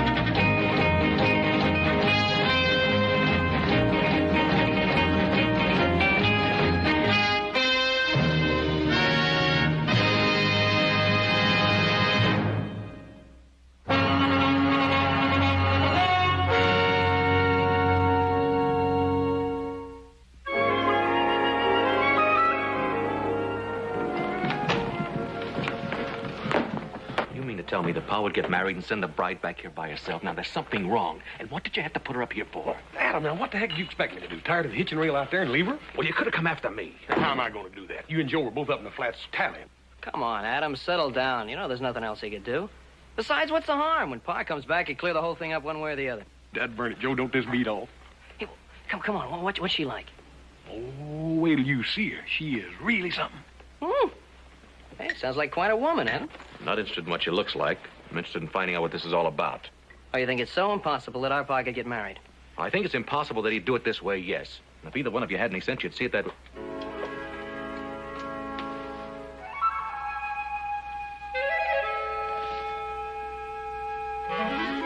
It's lunch.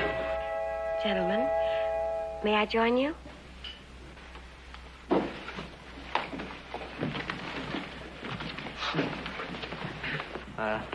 I'm Joe Cartwright.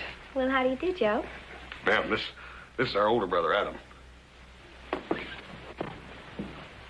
Adam, How do you do? your father told me you'd be surprised, but I hope that isn't disappointment I see on your face. Ma'am, it takes our brother Adam a little longer to get used to things. Have you, known my father long, Miss? Not Miss, Adam, Mrs. Jennifer Cartwright. And no, I only knew your father a few days, but, well, it seemed like a long time. It seemed like I'd known your father all my life. Well, now, isn't it a little unusual to marry a man you've only known for a few days? It's unusual, but not impossible. Not for us. Ain't that romantic, Joe? If, you'll excuse me for saying so, ma'am. Looking at you, I can see how that might happen. Well, thank you, little Joe. You know, I appreciate your saying that, even though Ben did tell me you were the flatterer of the group. Miss, I'd like to know where my father is and why he didn't come back with you. He still had some more cattle to buy, and after all, a trip like that's no place for a honeymoon. That's just like Paul. But he didn't start out to buy stock.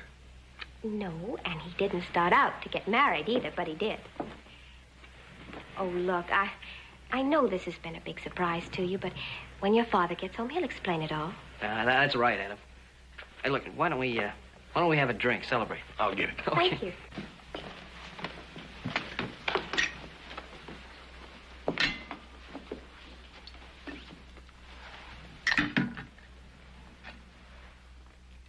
Here's to the Cartwrights. The Hoss, little Joe, Adam, Ben, and Jennifer.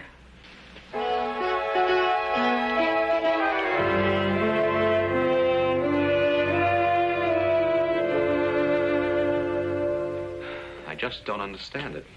Now, he had no intention of getting married. And even if he did, he wouldn't do it this way. He wouldn't do it without telling us. She's going to hear every word you're saying. I don't care what she hears. Oh, come on, Adam, calm down, will you? She hasn't done anything to you. Besides, this isn't even any of our affair. Well, it's Pa's affair, and that makes it mine, and it should make it yours. Yeah, well, from what I see, I think marrying her'd be a good idea. He could have done a lot worse. Hey, anyway, we're going to find out now.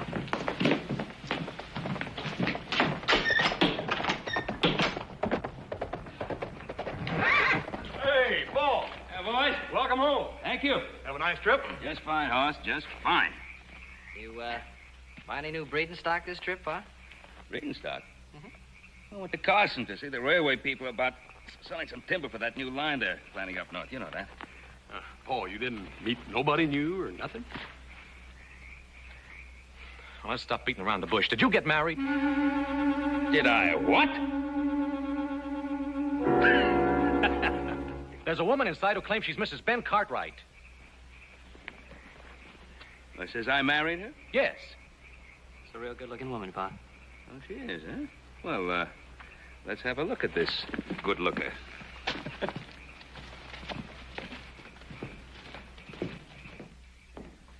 Oh, you joining me, boys?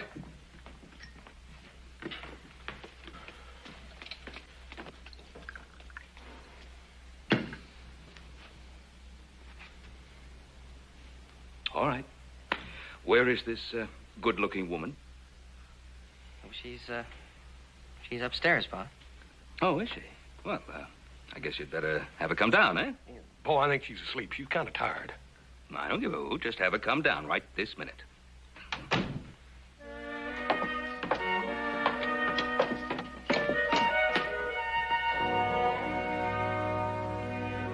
Mrs. Ben Cartwright, this is Mr. Ben Cartwright. All right, now come on now, boys. Who is this lady? Is this some kind of a joke? Who is this? Well, ma'am, that's just what I was asking. Why are you doing this to me? Are you trying to confuse me? Is that it, Hoss? Are you hoping I'll say this is my Ben? No, ma'am. We wouldn't do nothing like that. This is our Paul, ma'am. This is Ben Cartwright. Little Joe.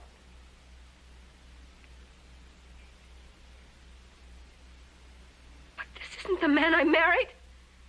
This isn't my Ben. I don't know who this man is.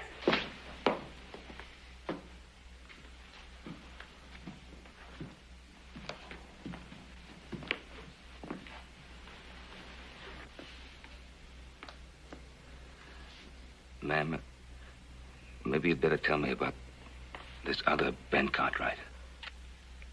I met him in Crater Plain, and we were married there.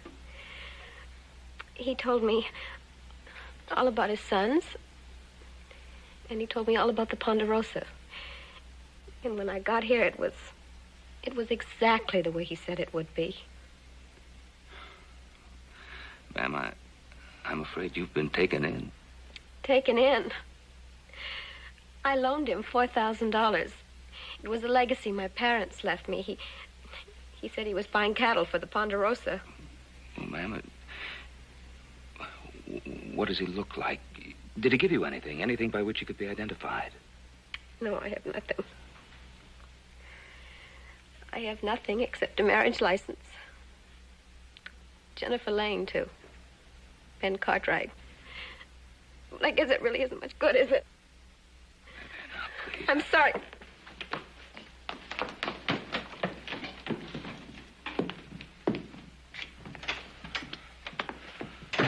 Poor little gal. Sure do feel sorry for her. Somebody really took of her $4,000. A lot of money. Said she got married in Crater Plain. Whereabouts that? It's that little mining town across the line in Utah territory, isn't it? Yeah. Man running around the country, using my name, swindling women. Well, it'd be a good idea if we went over this Crater Plain and had a look around. Well, I don't know about we, but I'm certainly going to. Well, what about Ms. That little gal? Yeah. She's the only one who could really identify the man. I suppose I'll have to take her with me. Oh, come on, Pa. That's a 4-day ride. Can't make that trip alone with a woman. Yeah, no, Paul. That wouldn't look right at all. Maybe Joe ought to go along with us. Us? Who said anything about you going?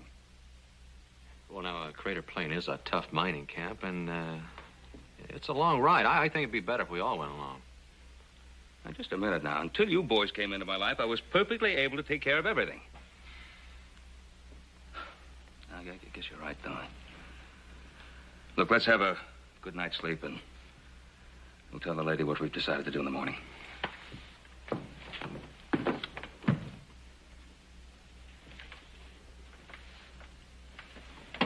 Better make up a bed in the bunkhouse.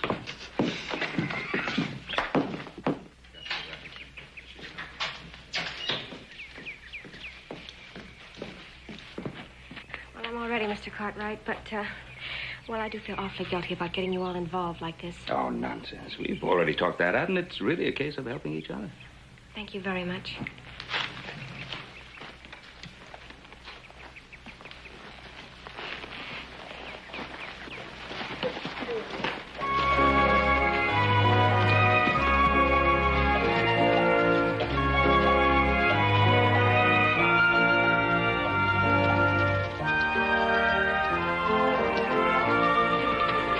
There it is, Miss Johnson.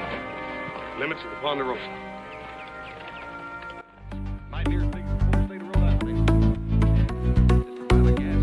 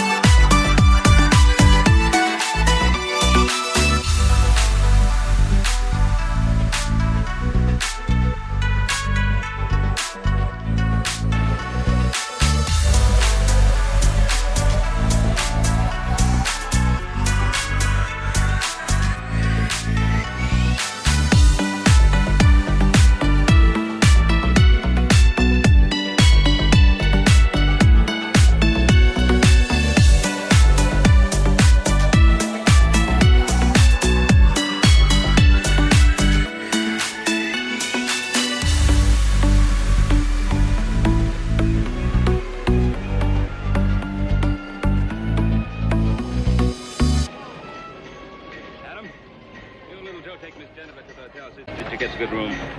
What am I going to do, Paul? Well, as we make arrangements for the horses, we'll go see the sheriff.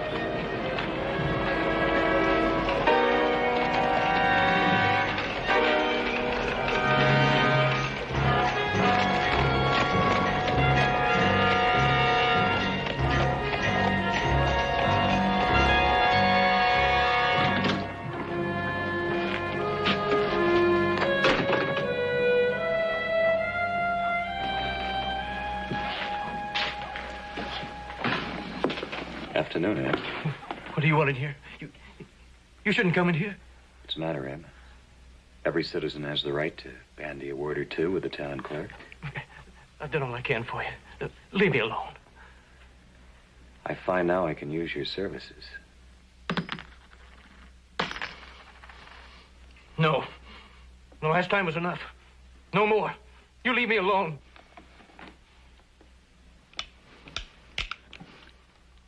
Town clerk's here to serve the people.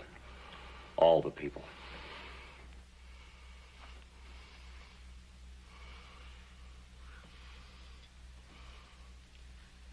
What do I have to do? You remember Ned Birch? Yeah. They're bringing his body into town. I think you ought to let his friends know.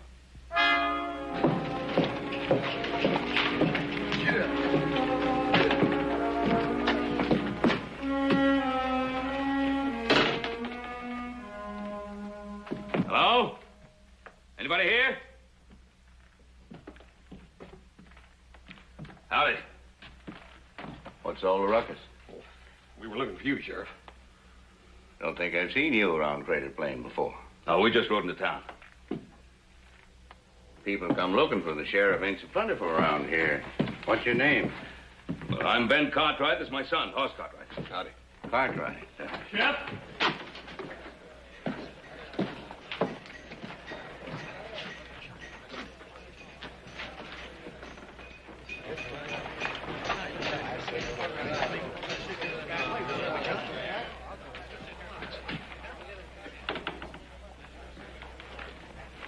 I'll talk to you later. Get rid of the body.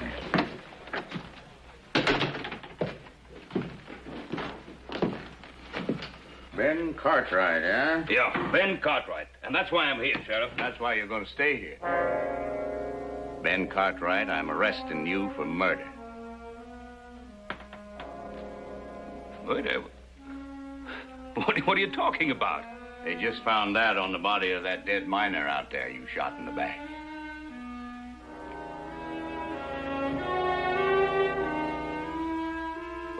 Sheriff, this is why I wanted to talk to you. See, there's another Ben Cartwright. Pa ain't the man you're after, Sheriff. You look like a nice boy. Why confuse things? You stay out of it, huh? I'm looking for a Ben Cartwright. You say you're Ben Cartwright. That'll do for a start. Now, just 1 minute, Sheriff. I came here to clear my name. Yes, I'm Ben Cartwright of the Ponderosa, Nevada Territory, but some crook is running around these parts using the name of Ben Cartwright. Now, you wait just a minute. I'll hear your story in there. Oh, let's go get Jennifer. She'll clear this thing up. Just a minute.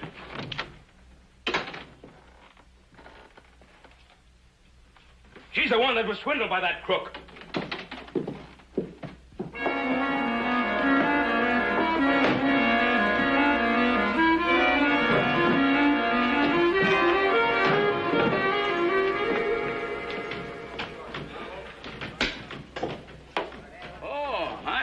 Mighty fine. That's a little rich for you, ain't it, Ab? Well, I just come into some money. I expect that's my business. Oh, makes no never mind around here. Some days you got it, some days you ain't. No need to fret about it. You, closed the town up mighty early today, didn't you, Ab? Yeah. Today ain't no ordinary day. Today's something special. Been just ordinary day for me. What's so special about it? They found Ned Birch up at his shack. Dead. They just brought him in. Ned Birch dead? Why, he was in here just a couple days ago. Well, he won't be back in again. He was murdered. Shot right in the back.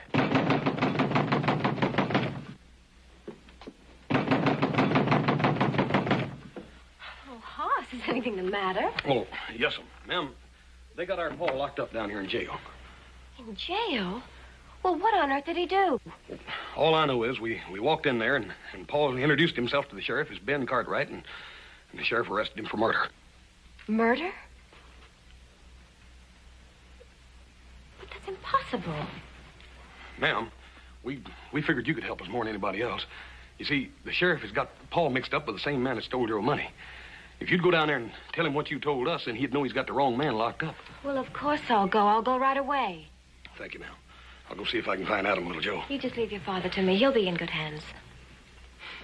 We're supposed to be helping you. Looks like things sort of got themselves turned around, don't it? Your father said we'd be helping each other. That's all I'm trying to do. Ma'am, I sure do thank you. We all do. If it hadn't been for me, you wouldn't be here and he wouldn't be in jail. I'm only doing what I can, but I'm sure it'll be enough.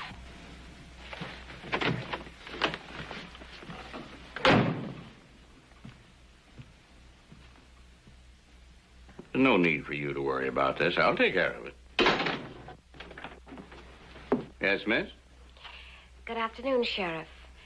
I think I might be of some help to you. Lord knows I need it. What about? I understand you have a Ben Cartwright in jail. Well, news travels faster than the plague about him. What kind of help you figure I need? I also understand there's some confusion about two Ben Cartwrights. So he said. Well, I can identify the man you're looking for if I can get a look at him. I'm not interested in playing games, ma'am. This is no game, Sheriff. All right. Well, Sheriff, it's about time somebody talked some sense into you. just simmer down, Cartwright. Let this young lady take a gander at you. Take all the time you want. Just make sure. Just tell him the truth, Jennifer. That's all we need here, just the truth. I might say the law looks unkindly on anything else. He says he's the Ben Cartwright of the Ponderosa, Nevada Territory. Ben, I begged you not to get into any more trouble. What? This is the man, Sheriff. What makes you think I'll take your word for it?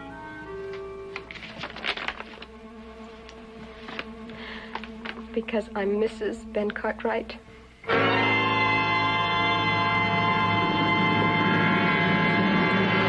Jennifer!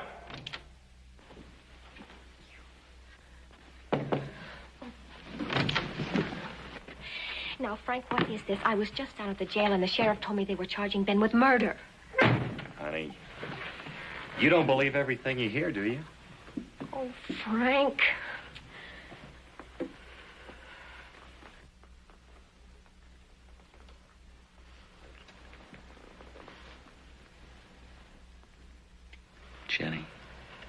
Jenny, you know it's not true. Now, why worry your pretty little head about details? That's what I love the most about you. You're always worried about other people.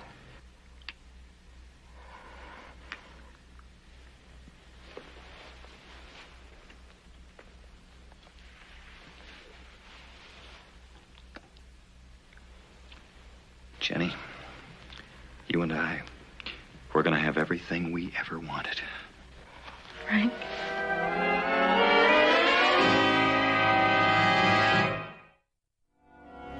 Why would she just stand here flat-footed and lie like that? Didn't sound much like lying to me. Sounded like a woman who married the wrong man. But why? Why would you want to do a thing like this to you? There's got to be more to this. Yeah, but what? How are we going to find out? Oh, we're going to find out if we have to tear this whole town apart. Now, hold on. You boys stay out of trouble, you hear? And one Cartwright in here is already one too many. That sounds like pretty good sense to me. And if you want some friendly advice, boys, I'd play it pretty easy. Ned Birch had a lot of friends in this town. Pa, I promise you, we'll get to the bottom of this. Adam, find out everything you can, but stay out of trouble. You listen to your daddy, boys. None of you young Cartwrights are so big you can't end up right in here beside him. Keep that in mind. All right, time's up now. You're making the biggest mistake of your life, Phil. Just doing my job, boy.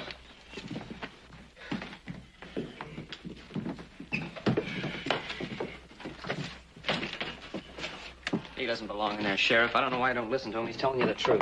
I have listened to him, boy. I'm as good a listener as you're going to find in this town. Have been for years. Yeah, but you don't know the truth when somebody tells it to you. Take it easy, Joe. Now, listen, boy. I keep hearing about 2 Ben Cartwrights and a wife who ain't a wife. I admit we get a John Smith through here 2, maybe 3 times a month. A few Barts, a couple of Reds, a couple of Blackies. But Ben Cartwright just ain't John Smith, you know what I mean? Just ain't so easy to believe. Yeah, but you believe that woman when she says she's my pa's wife and she isn't. I don't see you making any effort to find out about her. Boy, don't tell me how to do my job. Oh, come on in, Ab. Sent for me, Sheriff? If you're busy, I can come back. No. Just busy waiting for you, Ab. Stick around, boys. This might interest you. Unless it has something to do with our pa. Stick around. You been reciting many words from the book lately, Ab? Weddings? This town ain't much for getting married, Sheriff. You know that. Folks too busy for that sort of thing. And you'd remember if you hitched anyone lately, wouldn't you? Well, I don't know, Sheriff. I've been a little peaked with the misery lately. My memory, it might not be what it should. You look a little peaked to me right now. Are you some kind of minister? Minister? I'm the city clerk. See what I mean, boy? Just trying to do my job. Have a look at this, Ed. It's your writing, ain't it? Well, yes, I expect that is. You remember the man, Ed? Remember this Ben Cartwright? Well, maybe if I saw him. Well, let's have a look.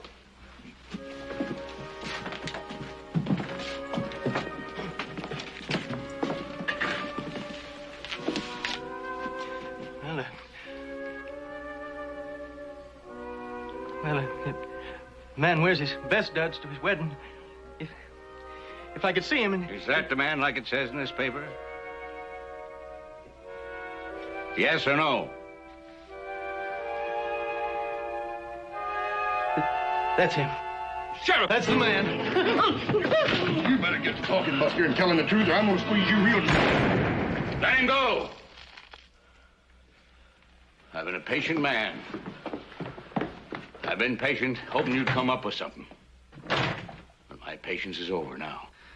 Boys, you better go.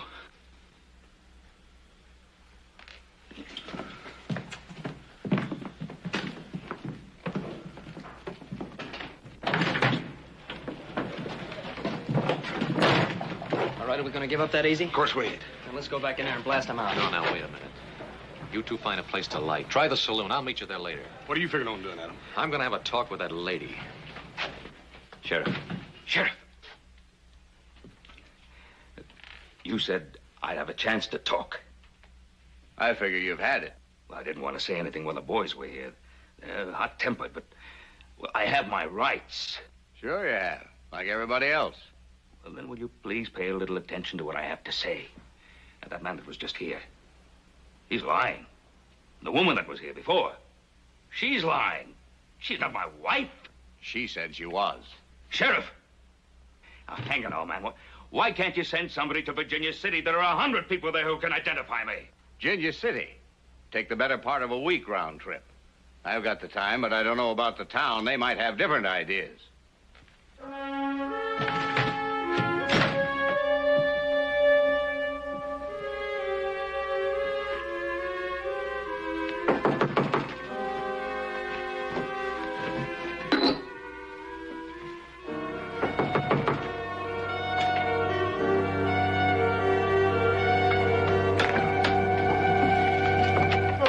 Here. Why did you lie about my father? I don't know what you mean.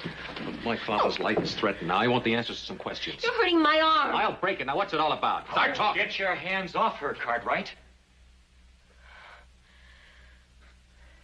You're pretty good at threatening a lady. What lady? Get his gun, Jennifer.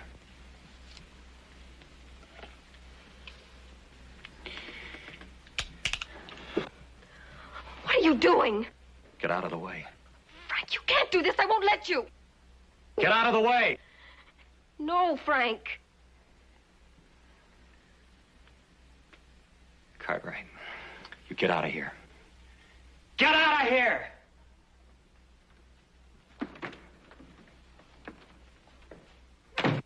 Please, Frank. Look, Jenny, we're in this thing for money, $10,000. But how far do we have to go?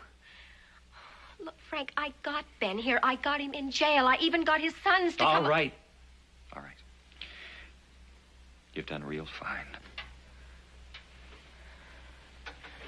I'm not complaining, Frank. I never have. I've always done exactly as you told me to, even when I didn't want it. But when you had that gun in your hand, it scared me. Frank, it's not like you. It's not like us. Yeah, I guess I got excited. Maybe I was even a little scared.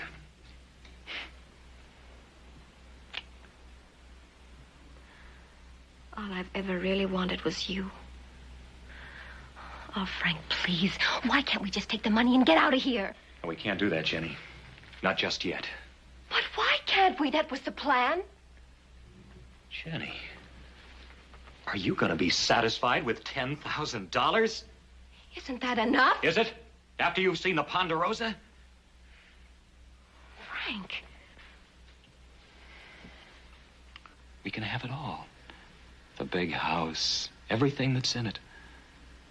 All of those thousands of acres of land. It's just that I want so much for you.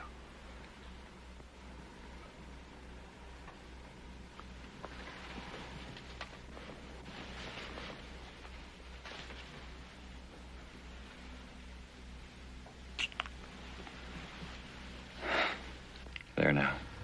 You're not afraid, are you? No. No, not when you hold me like this. It's just that I don't want you to kill. I'd do anything in the world for you, but not murder. Once you murder, there's no way back.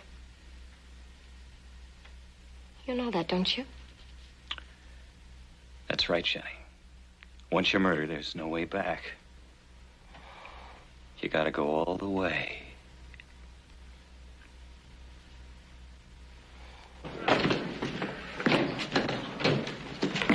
How'd you do? You see Jennifer? Why don't you give me a gun? What happened to yours? That Jennifer of yours. She had a man hidden in her room waiting for me with a gun.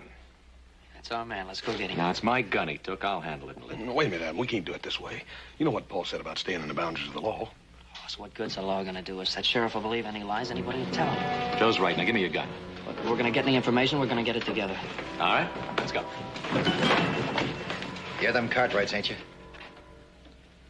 We've never denied our name. Well, we want you out of town. We're not leaving here as long as our pa's in that jail. And we say you are. That man your pa killed, Ned Birch, he was a good friend of ours. Our pa never killed him. You say that.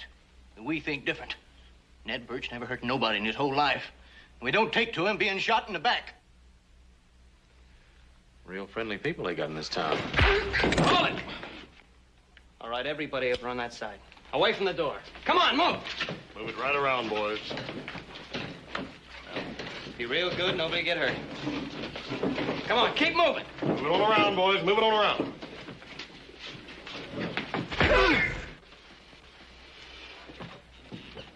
Hold it. Stay right where you are, everybody. You wouldn't want me to turn loose a load of double-out buck, would you? Now, if I was you, I'd put them things away. Might turn into something pure illegal. And if there's one thing I hold to, boys, it's doing everything all neat and legal. Yeah, like hanging an innocent man, huh? No, not if he can prove himself innocent. Boys, you all know I don't hold with this kind of doings. Then run him out of town, Sheriff. Well, there's going to be plenty of trouble. Ned Birch had a lot of friends. There's talk of stringing up all these Cartwrights. We don't like the idea of them running around loose packing guns. I reckon I can take care of that. Now, you going to do it my way, or you want to try it your way? Your way, as I see it, you run them out of town. They lay out behind rocks with rifles and pick you off one by one if they've a mind to. And maybe they would have. Might be they take after their daddy. And your daddy told you to stay out of trouble. Well, you gonna let me handle this? What do you aim to do, Mike? Put these Cartwrights where they'll be safe. Like I say, I like everything all neat and legal. I don't want a bunch of wild killings. Your guns, boys.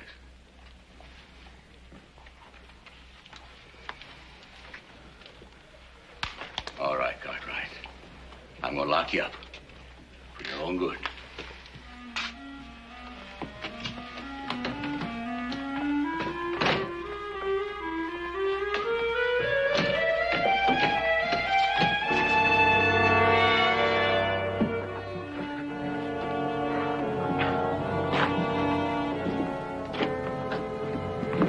Excuse me, Sheriff. You take your choice, Sheriff. It's two of us or one of him. If you got any liking for that brother of yours, you better start hoping he comes in of his own free will. I ain't going to be responsible for what happens to him when this town gets liquored up tonight. Not if he's outside my jail, I ain't. Get in there.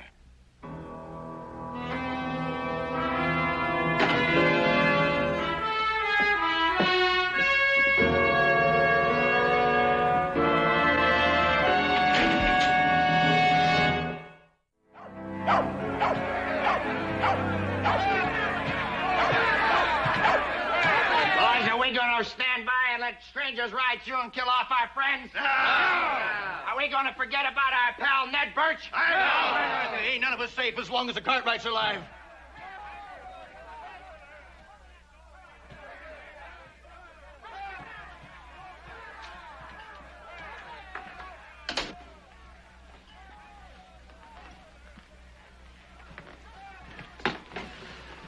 I don't like this, Frank. The whole town's getting stirred up. It's not the town I'm worried about. If it hadn't been for you, that Cartwright wouldn't still be on the loose. Frank, who turned you into a killer? I don't know what you're talking about.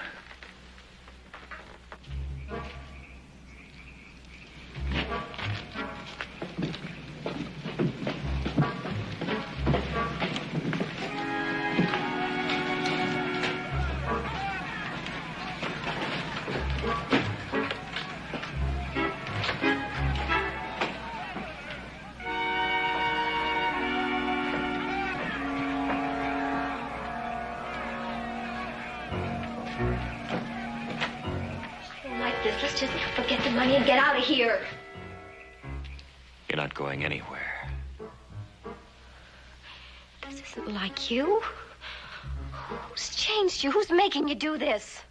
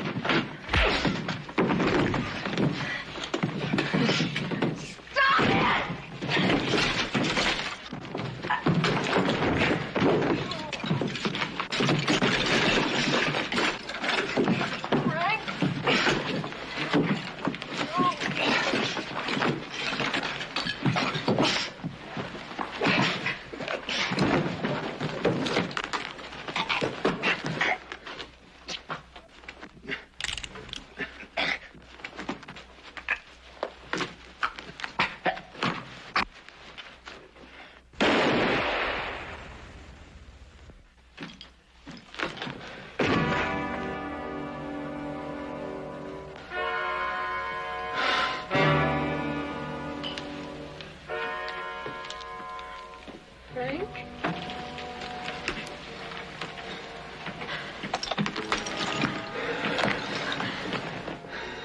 Frank? Frank?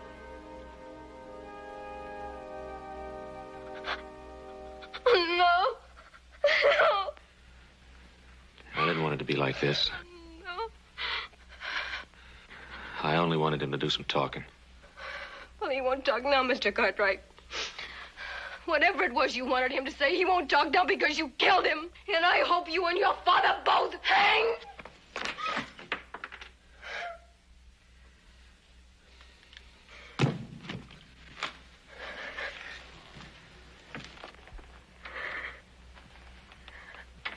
You loved him that much, did you?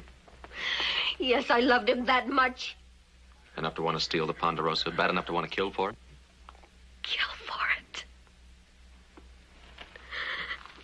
No, I didn't want killing.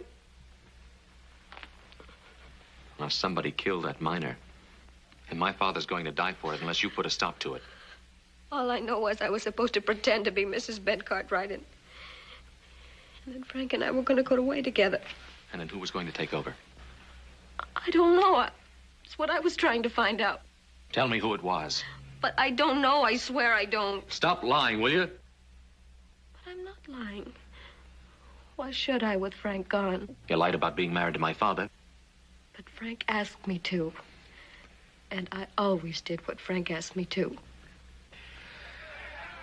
I'm asking you now. Will you go down there and tell the sheriff that you're not Mrs. Ben Cartwright? I don't know. Please, I just don't know. How do we know it was Ben Cartwright that shot our pal Ned Birch? Huh? How do we know it wasn't one of them other Cartwrights that did it? All them Cartwrights cut out of the same cloth, you ask me. There's one way to make sure, and that's hang a bunch of them.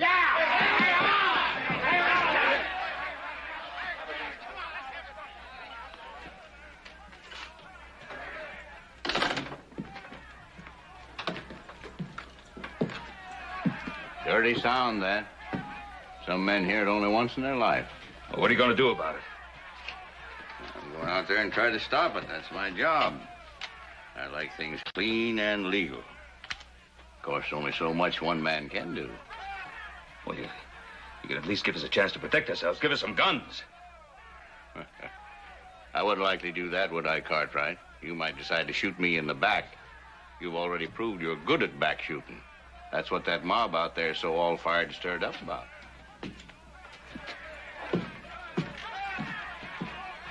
He don't care, Bob. He don't care what happens to us.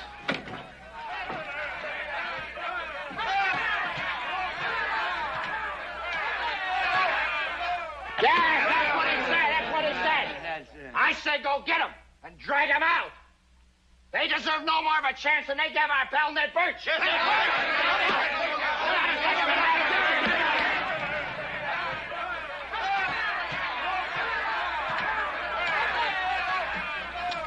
Now, wait a minute, Sheriff. This girl has something to tell you.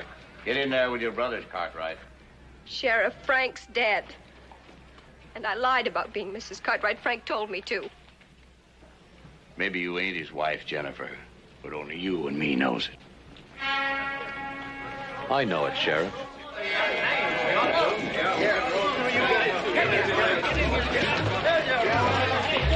That mob's coming for Cartwright's, not for me. Oh, no. No, you can't do this. You don't want the Cartwrights. They're innocent. I'm telling you, the Cartwrights are innocent. They didn't have anything to do with this. No, please, listen to me. You can't do this. I lied. This is all a plan. It's not true at all. I'm not Mrs. Cartwright. Listen to me.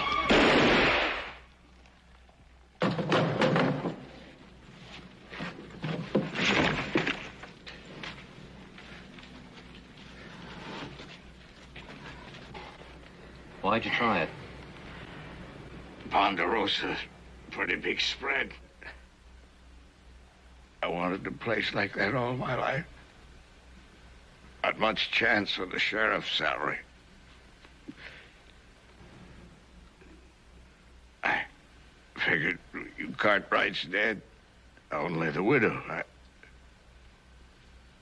would have worked real fine.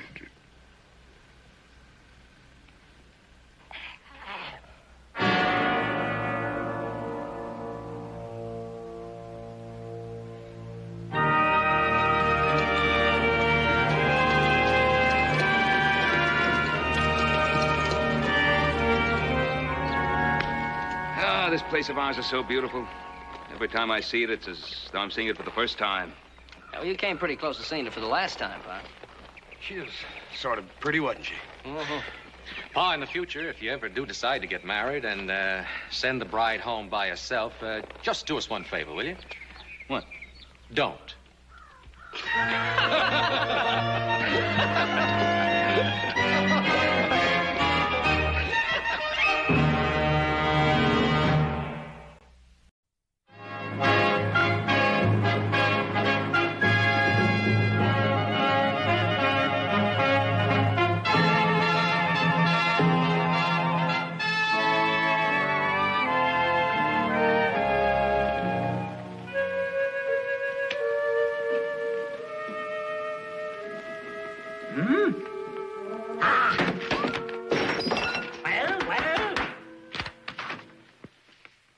The claims that have the X's on them belong to us, Mr. Harrison.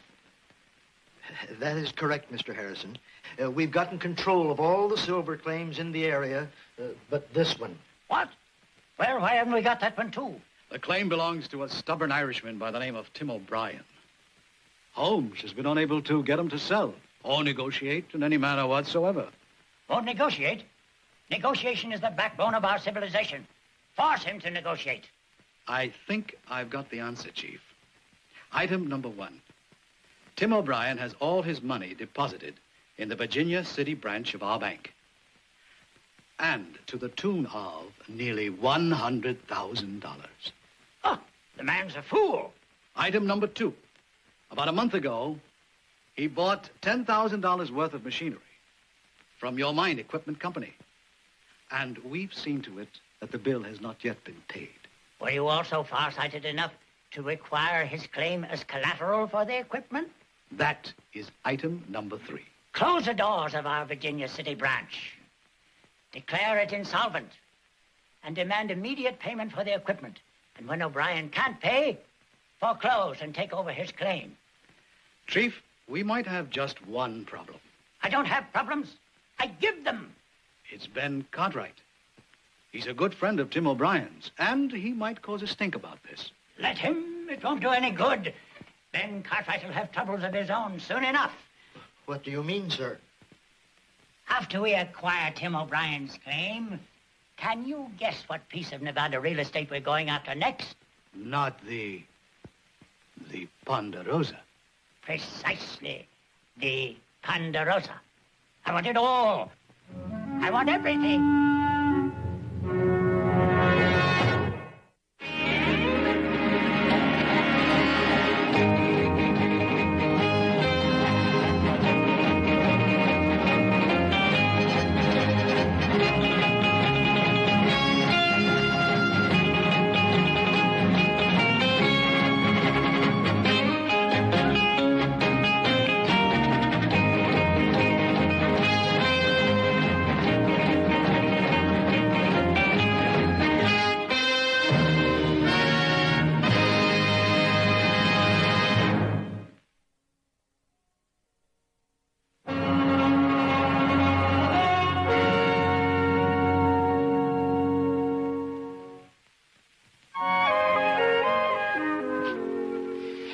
It's really a good-looking briefcase you got, Pa.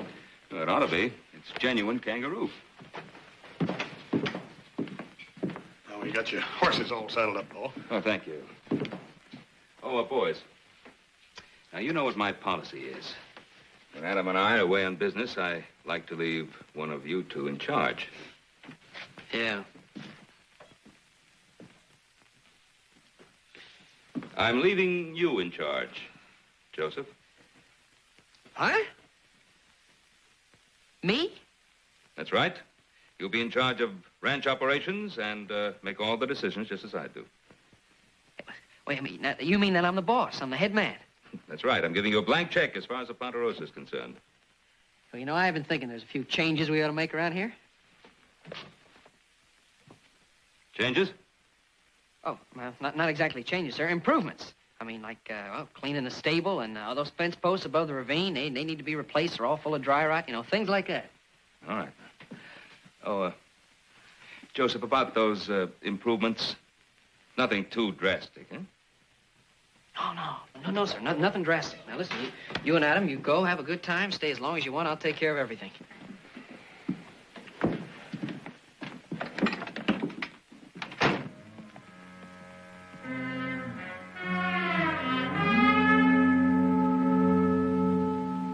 You're sure you know what you're doing? Yes, I want Joseph to have the responsibility. Got to learn that running a ranch as big as the Ponderosa isn't as easy as it seems. Yes, but you left him with a blank check. When we get back, we'll probably find the ranch has been traded off for a salted gold mine up in Alaska. Now, stop worrying. He'll be so busy cleaning stables and repairing fences, he won't have time for anything else.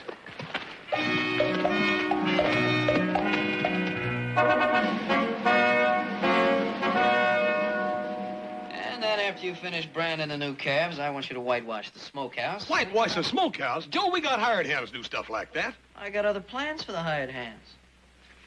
Hoss, don't you remember what it was like when Pa left you to be boss? Yeah. What else you want me to do? If you finish with a whitewash, and I want you to build a new ramp up into the stable. And then... Wait a minute, Joe.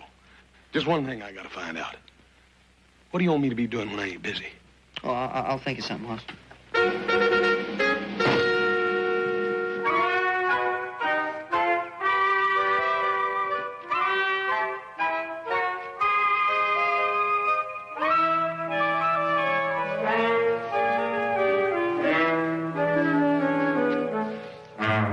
What's taking you so long? You want to go in town with me, you're going to have to knock on it. Town? Mm-hmm. Come on, hurry up. Oh, there's another brush there. Oh, yeah. Hey. That's good thinking.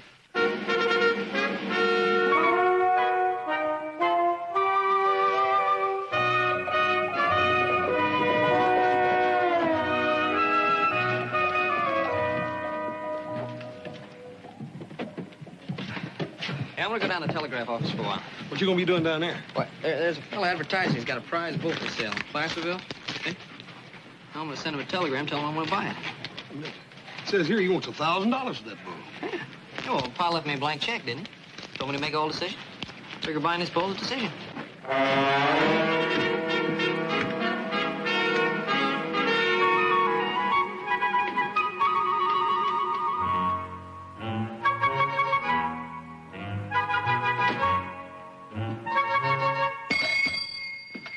Hi, little Joe. What are you doing in town? Oh, business, Frank. You know, now that I'm running the ranch, I've got a lot of business to take care of. You're running the ranch? Mm-hmm. Yeah. Oh, that reminds me. I want to send a telegram to Placerville, California to a Mr. Wait. We haven't strung any telegraph wires to Placerville yet. The only way to get in touch with anyone there is regular mail. No. Oh, better get the letter written. Hey, little Joe. Yeah. You ain't forgot how to send and receive Morse code, have you? Oh, no, I remember it. Of course, you know, I gave up the idea of being a telegrapher. It's kind of kid stuff compared to running one of the biggest spreads in Nevada. Huh? Why do you ask? Oh, nothing else. I was figuring on showing you something I got for the new rig, if you'd watch the key for a minute, but I guess you wouldn't be much interested now. And a new rig? Yeah. Hey. Oh, you didn't get a sulky, did you? Better than that. I got my pa's old buggy, see? What I'm doing, I'm stripping it down, see? I'm cutting it under. Yeah? And I'm adding a stick seat. Oh, stick seat, eh? Hey, what about the springs? Oh, oversized, naturally. Yeah, good. You don't know the best part. I got myself a pair of, get this, panel boot Victoria lamps from Boston. Oh, panel boot Victoria, nice. Hey, want to see them? Yeah, I'd love to. Watch the key for a minute. I'll go get them. Right. 1 minute.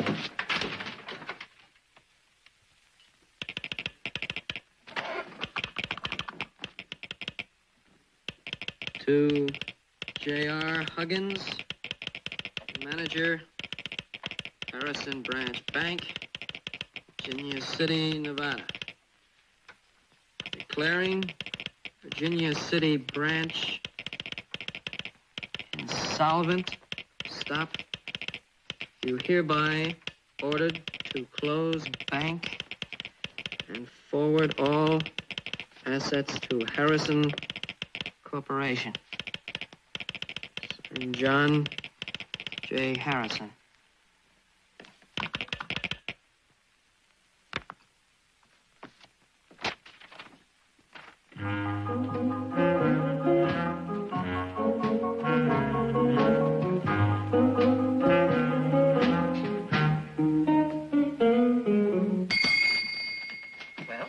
There it is, little Joe. What do you think of that, huh?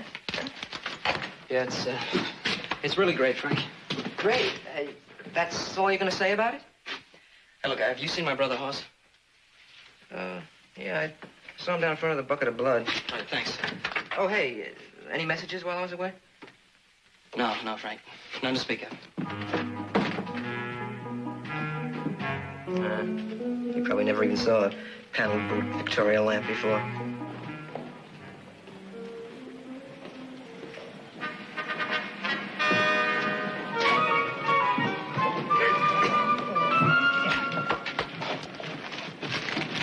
Read this. Get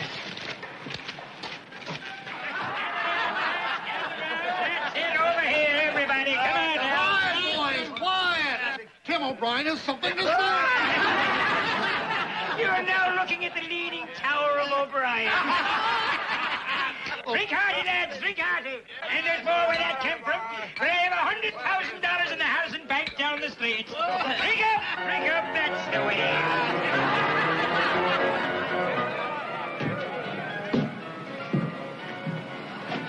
So, don't that mean the bank's going broke? Yeah, that's what it means, but the bank ain't going broke. They're doing this deliberate. How come they want to break their own bank? I don't know, some kind of shady deal. I remember Paul saying that old man Harrison was as crooked as a dog tying leg. As a matter of fact, I remember Paul's Paul saying the same thing about the old world. If this telegram ever gets delivered, it'll bust this town wide open.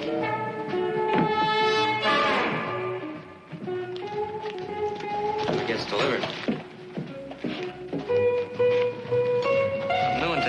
Pretty face. What do you mean if it ever gets delivered? I don't know if I'm delivered or not. Saw Tim O'Brien in the bucket of blood. Bank closes, he'll lose every cent he's got to his name. I heard Paul tell him not to put a penny in that Harrison bank.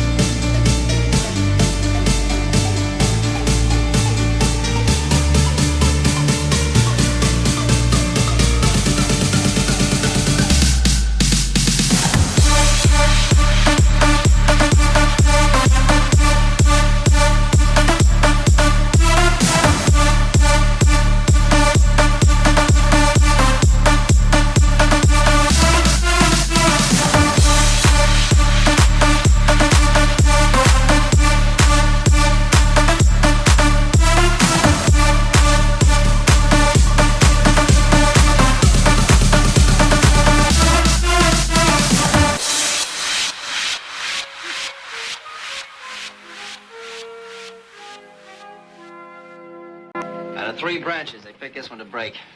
That proves it's crooked. If it wasn't, the whole bank would go busted, not just one branch. God burn it, Joe. How do they get away with it? A crook like John J. Harrison gets away with it all the time. Listen, you keep a lookout out here. I'm going to talk to Mr. Huggins. Hey, keep a lookout for what? Would you just keep a lookout?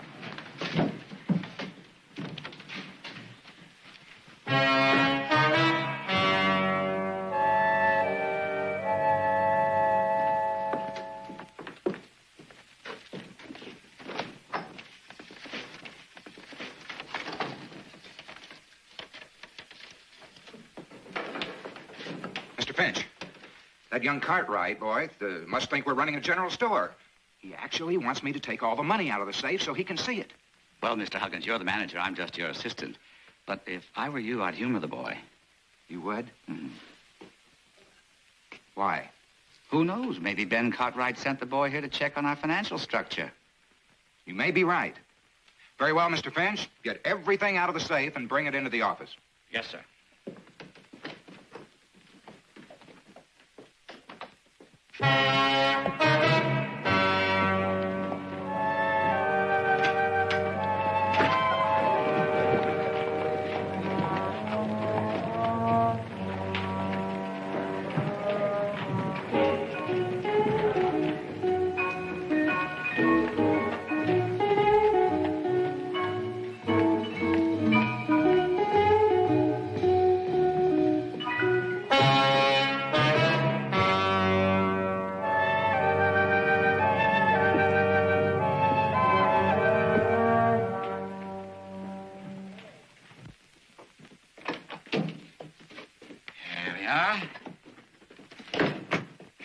$60,000 in cash and our securities. Now, let me get this straight. You said you had deposits totaling $150,000. Yes, in that neighborhood. Well, you only have $60,000 here. Well, I can see you don't know much about banks. Those bonds can be cashed at any Harrison bank on demand for $100,000. Well, then, gentlemen, I suggest you cash them before your depositors read this and want to withdraw their money.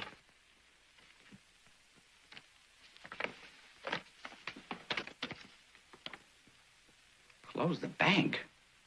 But that would mean I'd have to go back. What? Oh, nothing. I was just... All right, here's what we'll do. You cash the bonds. Let the depositors draw out their money, then I'll deliver the telegram. Are you trying to tell me how to run this bank? No, but do you want to ruin a bunch of innocent depositors? Oh, no, of course not. All right, me and my brother will ride to Placerville to the Harrison branch. We'll cash the bonds, bring the money back here to Virginia City. You want me to turn these bonds over to you and your brother? Do you think I'm out of my mind? Mr. Huggins, come here.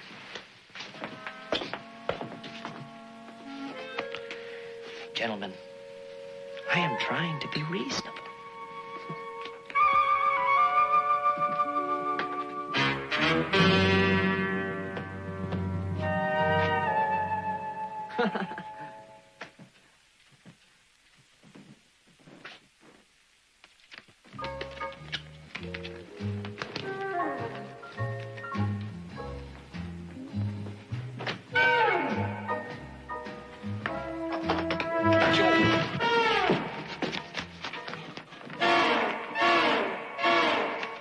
Joe, what are you doing? Oh, robbing the bank. Well, come on, we're in this together.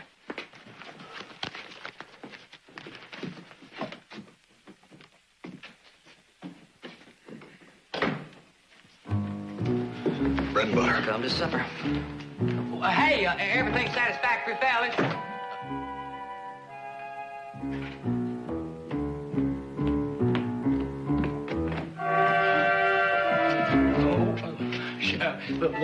The bank's been robbed. Sheriff!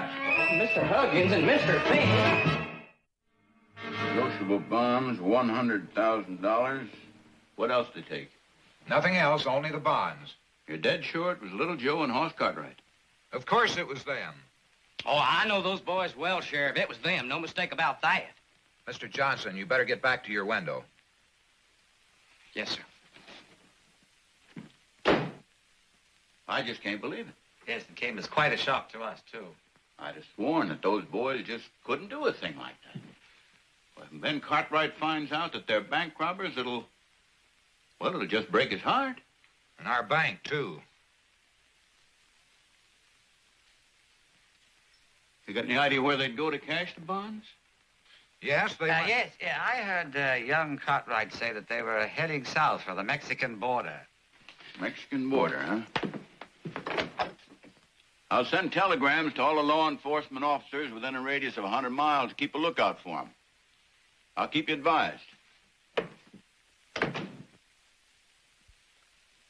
Mr. Finch, I was almost sure that Cartwright boy said he was going to Placerville. Exactly, Mr. Huggins. Do you think they'll have any trouble cashing the bonds there? Oh, no trouble at all. Our Placerville branch is equipped to handle the largest kind of transactions. Precisely. We're going to let the Cartwright brothers pull our chestnuts out of the fire. What do you mean, Finch? You know what I mean, Huggins. Mr. Finch, if you're suggesting what I think you're suggesting, why not? Spoken in the true spirit of John J. Harrison. Now, we got the $60,000 cash, plus the $100,000 we are going to get from the Cartwright boys, which gives us a grand total of $160,000. $80,000 each. $80,000 each. Yes, a man could live handsomely on that. In Switzerland? Switzerland? I think I would prefer the south of France. I've heard the women in France... by the way, Finch, you've met my wife, haven't you? Yes, once. Now, I have one suggestion.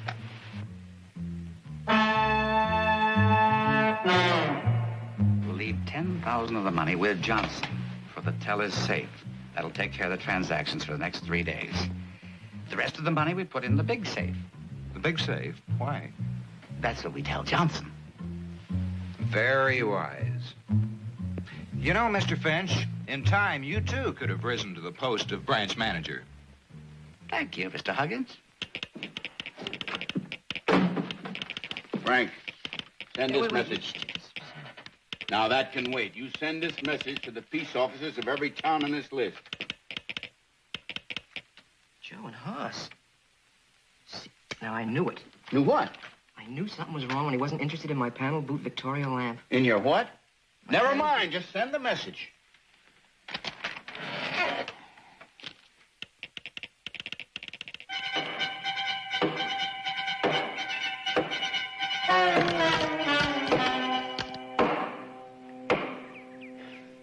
Joe, you sure that's sure we're doing the right thing?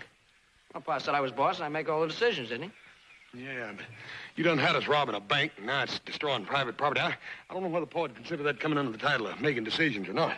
Yeah, well, what if Mr. Huggins telegraphed the Harrison Bank in Sacramento? They sent a messenger to Placerville who'd get there before us and tell them not to cash the bonds. Come on, you better knock on it. Yeah.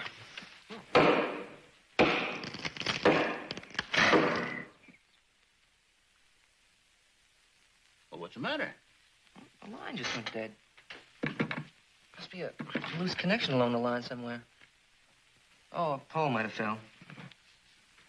Now, what do you mean a pole might have fell? Yeah, last month over in Carson City, a bull tore one down. Bull? Bull. You send the message as soon as you can, you hear?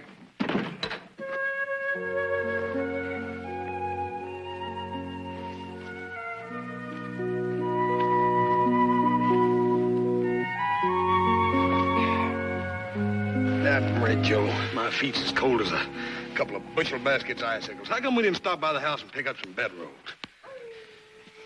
Hey, Joe. Huh? What's the average time a man gets for bank robbery? 10, 15 years of hard labor. Yeah, you got nothing to worry about. Yeah? The lynch mob usually saves the government cost of a trial.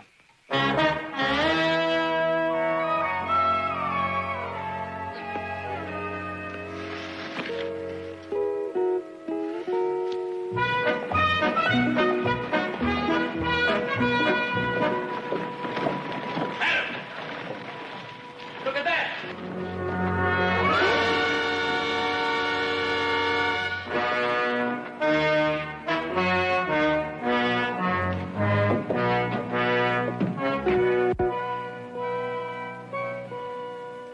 Was this somebody's idea of a joke? Oh, looks pretty official to me. Not Joe and Hoss. They wouldn't do a thing like that. Let me see the sheriff. I don't believe it.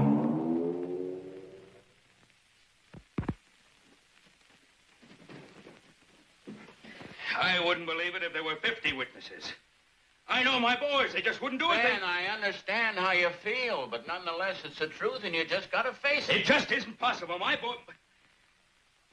How much are they supposed to have taken? 100,000. I'm just fixing to swear in a half a dozen deputies now and go after them. Well, there's no need to do that, Roy. I'll bring the boys back. I'll see to it that everything they're supposed to have taken is returned.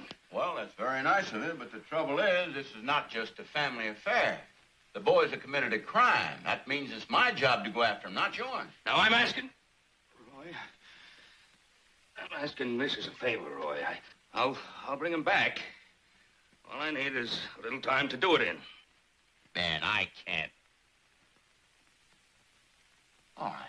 I'll give you a little time, but to protect me, now don't tell anybody. All right, Roy, thanks. Thanks.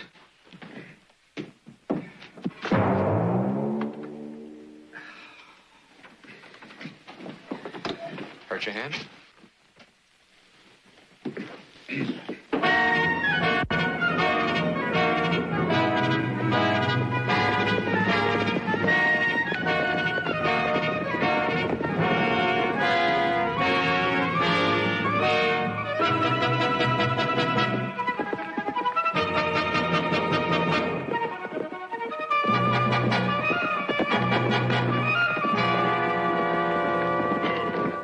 What's the matter? Joe, you know how my head always itches when somebody's following me. You always claim that. Well, it's itching right now. I don't think they could have organized a posse this soon. Sure your hair just doesn't need washing? I just washed it last month. Put sheep dip in the water? No. That explains it.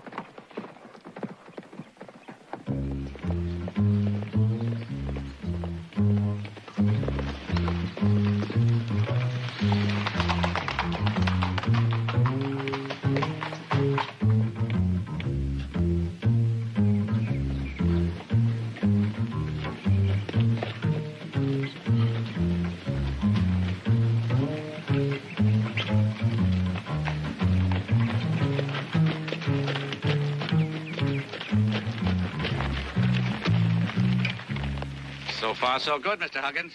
Onward and upward, Mr. Finch.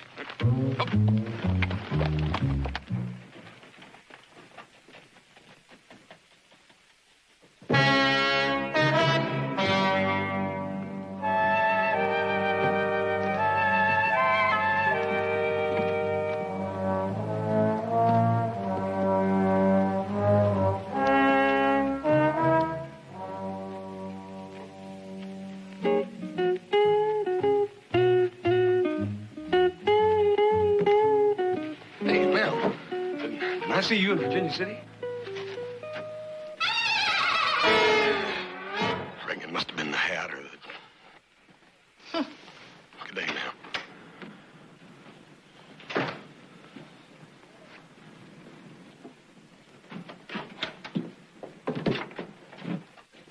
Hey, Hoss, you know, I just... Yeah, I just made the same mistake. Did you get the money? Oh, sure I got it. That's what I went in there for, isn't it? Yeah, but $100,000, that's a lot of money. The bank manager knew Pa. Figured he was working on some kind of a big business deal. I didn't see any reason to tell him otherwise. Joe, we ain't had since yesterday, and we got another cold night on the trail. How come we don't buy us a couple of blankets and some beans or something? Yeah. Hey, well, you got any cash money on you? Oh, no, I ain't right on me, but I was thinking that maybe... Hoss, what do you think? It ain't honest. Yeah, but, Joe, we just be borrowing it.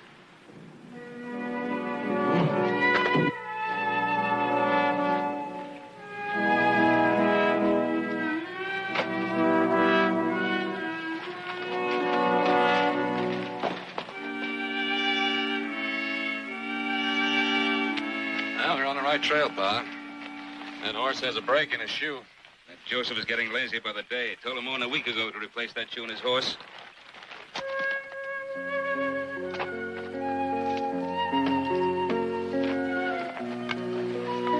Dang, feet nearly froze last night. I ain't gonna let that happen again.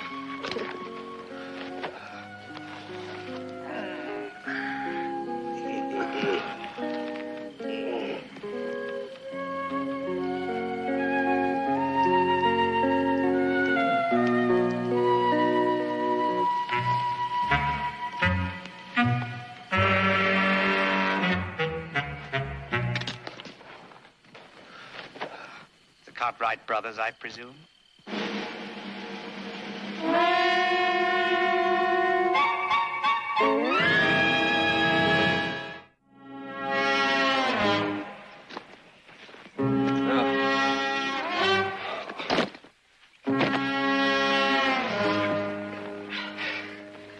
Joe, we got us more troubles than a horse without a tail at fly time. How are you going to explain all this to the sheriff? It ain't the sheriff I'm so much worried about as it is Pa. Dad, burn it every time I think about the brace game them two bank fellers playing on us makes me mad enough to bite myself. Well, better get on back to town. We got a lot of tall explaining to do. Yeah. We're going to be just about as popular in town as a couple of wet dogs at a parlor social.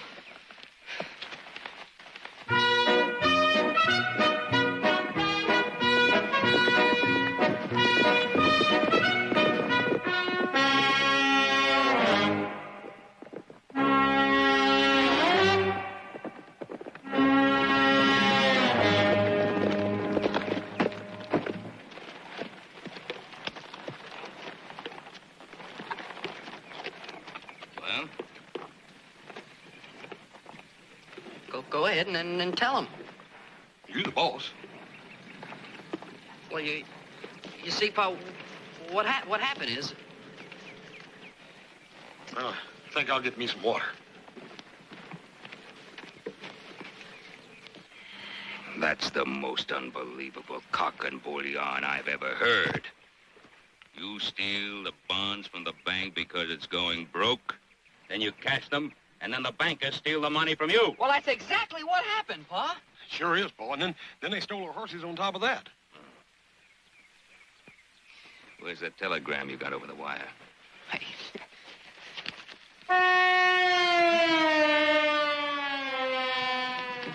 Wait a second. You got the telegram? I ain't got it. You got it, ain't you?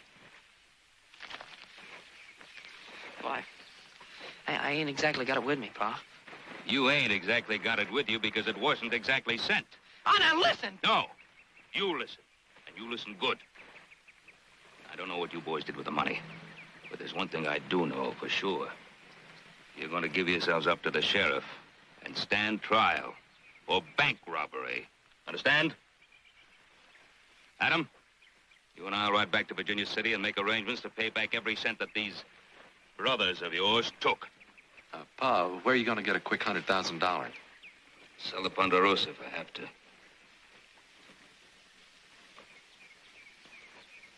Hey, Paul, how are we supposed to get back into Virginia City if we ain't got no horses? You'll walk. Walk? And make sure you get there. You hear?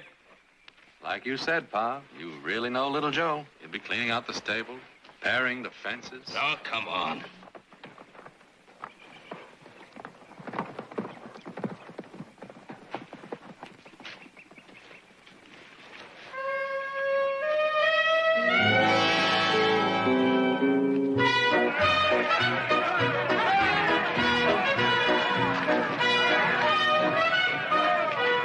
What's going on?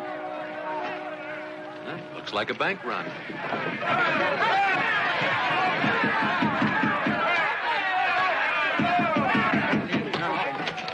Keep them out of here until I get my money. Your money? What about my money? Finnegan, don't be selfish. Give me my money and quit. Right away, Mr. Miller. Mr. Miller, did you remember to fill out your withdrawal slip in triplicate? Triplicate? What seems to be the trouble, Mr. Johnson? Bank run, Mr. Cartwright. That $100,000 your two boys stole has turned this town into a... All right. Now, quiet down, folks. Please, quiet down now. Now, look, your deposits are perfectly safe here. I promise you that. Who's going to make up the money your boys stole? Well, I will. A whole 100,000? Every cent. Now, you can take my word for that. Where are you going to get the money, Mr. Cartwright? Well, I'll get it, even if I have to sell the Ponderosa. And as you all know, the Ponderosa's worth well in excess of $100,000. Well, I'll go along with that, Mr. Cartwright. We all know what the Ponderosa means to you. You heard it, folks. Mr. Cartwright says we won't lose a penny. That's good enough for me. Come on, I'll buy the drinks with a bucket of blood.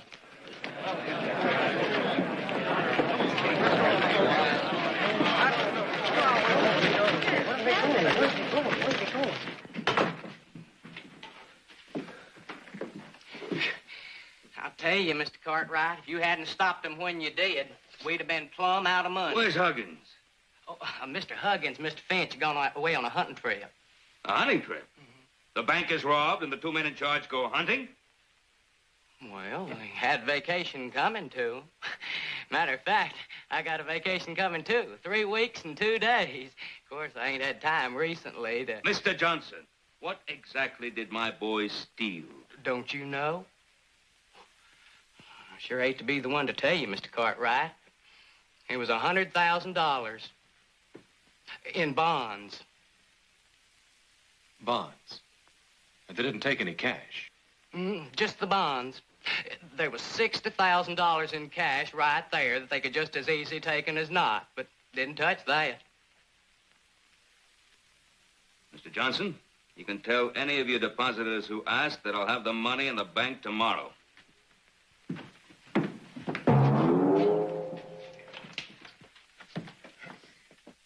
You have to believe him. Wait a minute, Ben. If what the boys told you is true... It must be true. The fact that they didn't touch any of the bank's cash should prove that. Certainly all in their favor. I can't say as I've heard of any bank robbers passing up ready cash. Roy, doesn't it strike you as being pretty strange that the manager and his assistant would go on a hunting trip the morning after their bank was robbed? Yeah. Well, it doesn't seem like the natural thing to do. Well, it seems to tie in with little Joe's story about the bankers having robbed them. Well, yeah. Now, mind you, Roy, I'm not saying that I approve of what the boys did, but it was certainly a great relief for me to learn that at least their motivations were honest. Ben, I don't want to jail little Joe and Hoss if it can possibly be avoided. Yeah. But I've got to remind you that bank robbing in this territory is still a crime. If anybody's committed a crime, it's that John J. Harrison and that confounded conspiracy of his to bankrupt his own bank, and I think you know it. Maybe I do. But who's going to convince the depositors? Well, I'm going to personally pay back every deposit, whether the bank closes or not. Then you could go broke doing it. I came here with nothing, and if I have to, I can start out all over again.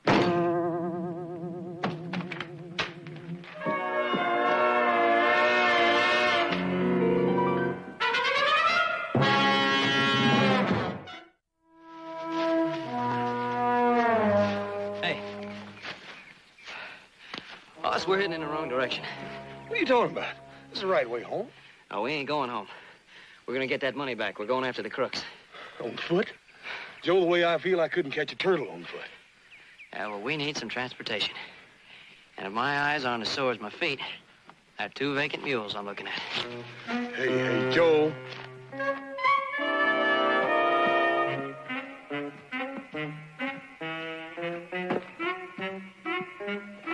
Wait a minute, Joe. These dang mules don't belong to us. Yeah, well, we got no time to argue about ownership. No, not me. I done got enough against me already without having mule stealing left.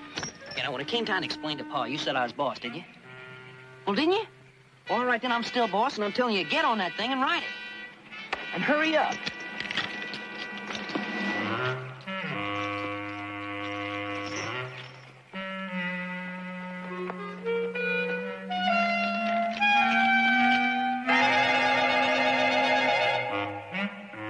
Joe, you sure we're doing the right thing?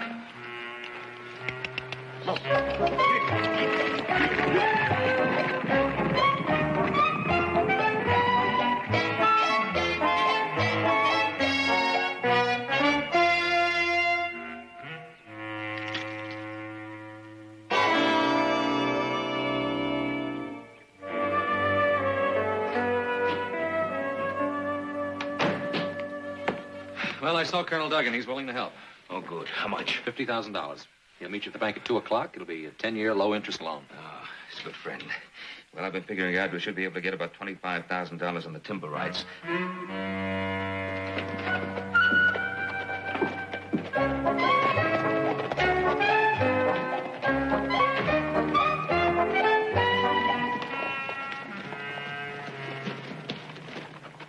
Afternoon, Pa. Oh.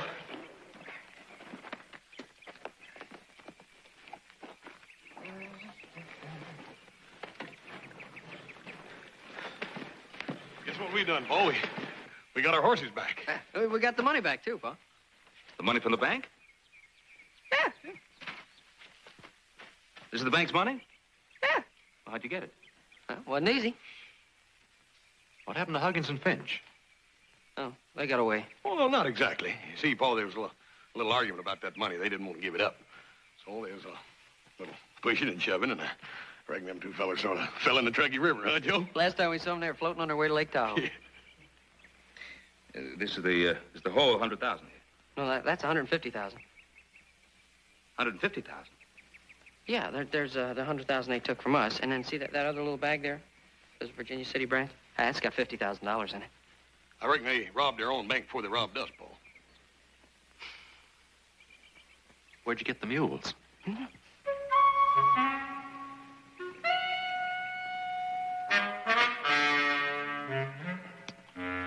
Oh, them mules. Oh. Tell them, Joe.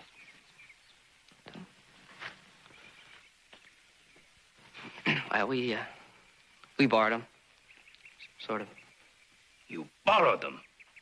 Yo, we had to get some transportation to go get that money, Pa. Yeah. Now, you two boys are going to take those mules. You're going to find the owner of those mules, and you're going to pay the owner for renting them. Yeah. We haven't got any money, Pa.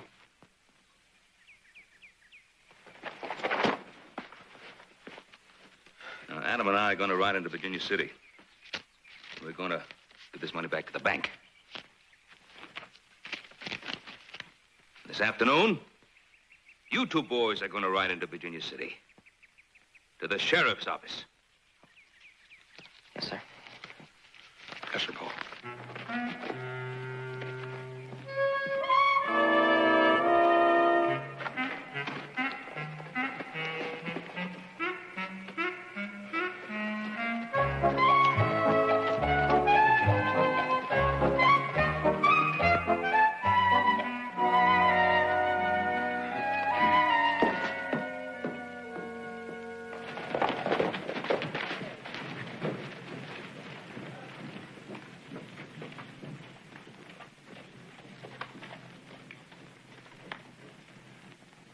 Adam, you take these to the bank. I'm going to see the sheriff. You gonna press charges against Hoss and Joe? I'm going to press some charges.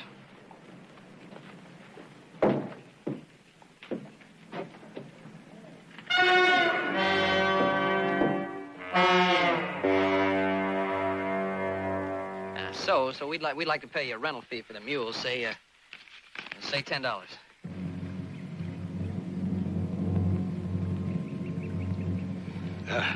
We would have asked you before we took them, but it was sort of an emergency. Make it $15. Yeah.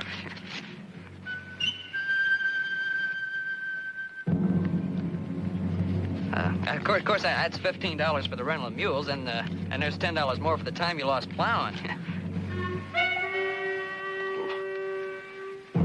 Mister, you tell us what's it going to take to make you happy?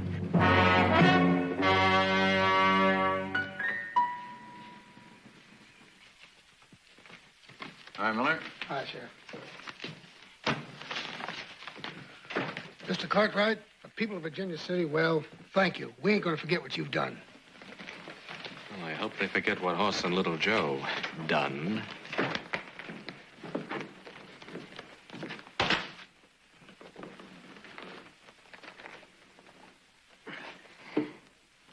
And I'll have no advice from you, Mr. Ben Cartwright.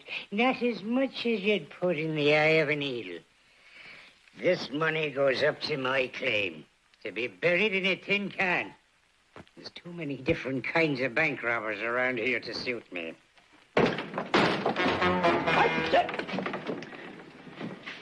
What is the meaning of this? Why hasn't this bank been closed as I ordered? This is no place for an honest man. Well? Well, it's closed, all right, Mr. Harrison. We're plumb out of money. Out of money? That's impossible. Well, there is enough to cover 3 weeks and 2 days vacation. Vacation? Nobody who works for me ever gets a vacation. Fish, what is this fool blathering about? Mr. Henderson. What's that? Who are you?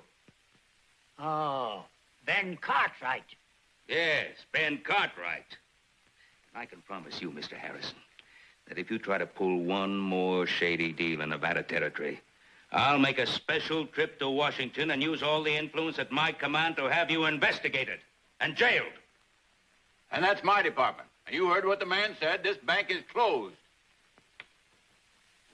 Adam? Wait! You wait till I find out who's responsible for all this.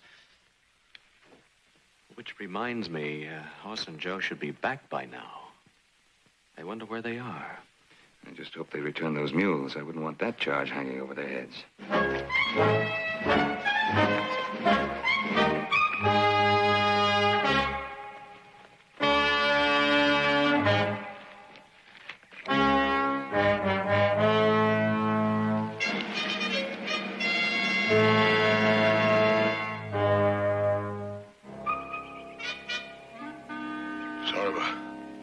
Sort of a worry little man, ain't he? He sure was. Hey, Hoss. Huh? I'll let you be boss for a while. No. Little brother, I'm perfectly content just being a hired hand.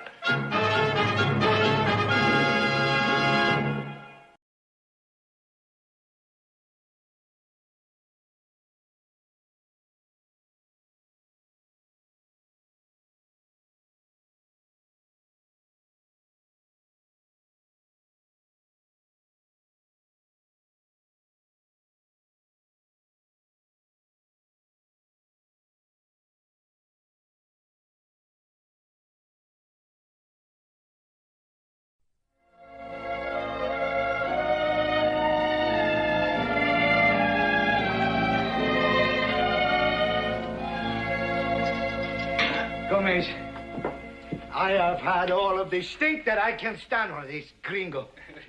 You think you're through with me, Effie? When you are dancing in the air, I will be through with you. But you're not going to hang me. You're not that big. Not you or anybody else in this stinking town.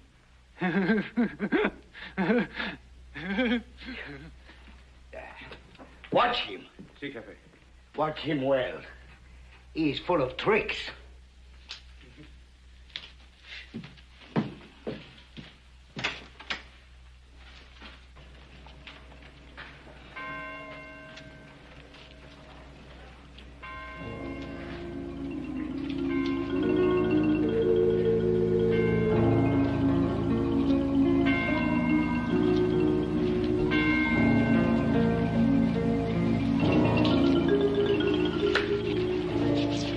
Senora.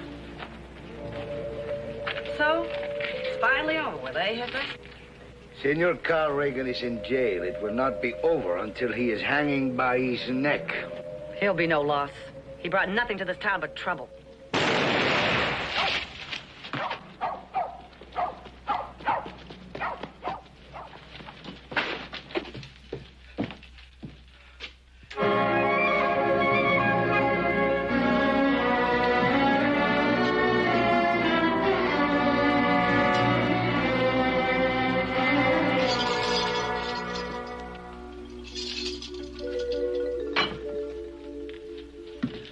There was nothing I could do. He grabbed my keys. He came toward me. I had to shoot. You did what you had to do. Now it is over. Except that I shall continue to curse the day that I first heard the name Carl Reagan.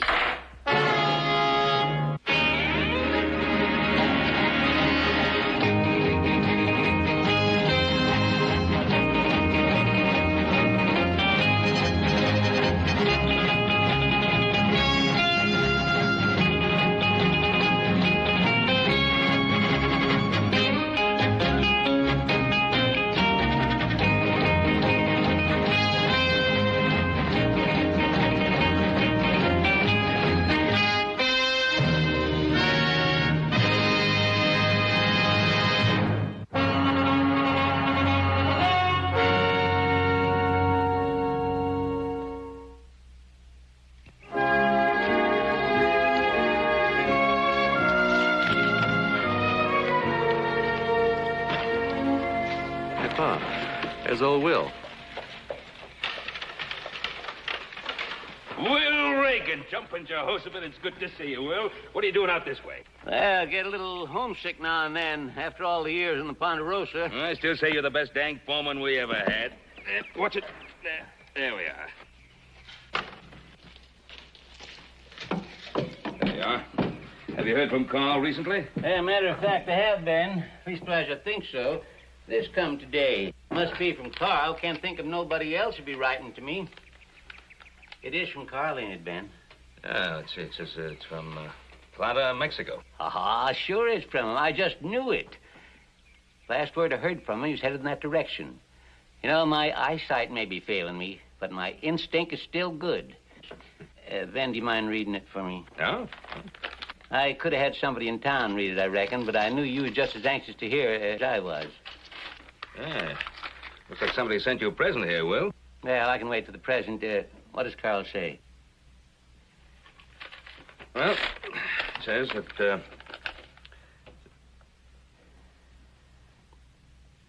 Well, go ahead, Ben, read it. It is from Carl, ain't it? Well, Will, no, it's, this isn't from Carl. It's some kind of advertisement, that's all. Oh. Well, if they send me a present, what is it? It's a ring. It's like some mail order house is trying to sell some Indian jewelry.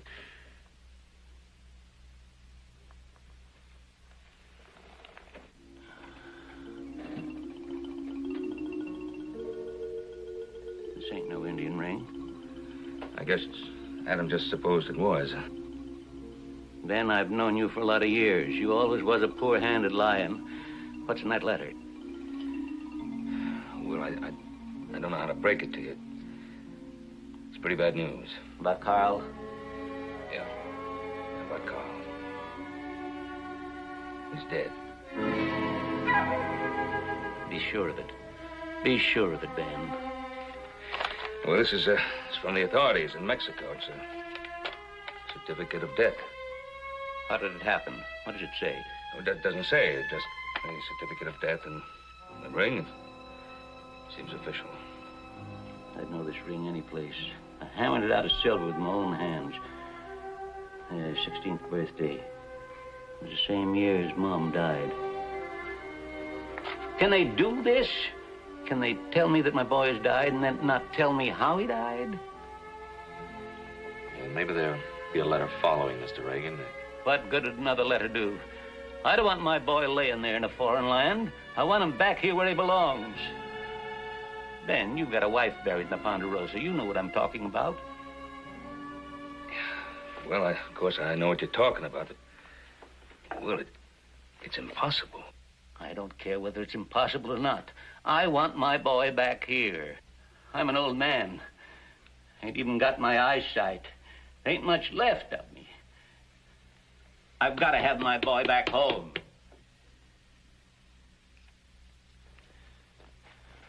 Oh, you think I'm doing the right thing, pal? I don't know. All I know is that I saw a man aged 10 years right before my eyes. Not because his son died, but because he doesn't know how he died. Well, if I can find out what happened, maybe I can bring his son back to him. And we owe Will Reagan at least that much. You know, Carl was a pretty wild kid. Suppose the truth's unpleasant. Can't back away from the truth, Adam. You take care of yourself. Right. Poor boy.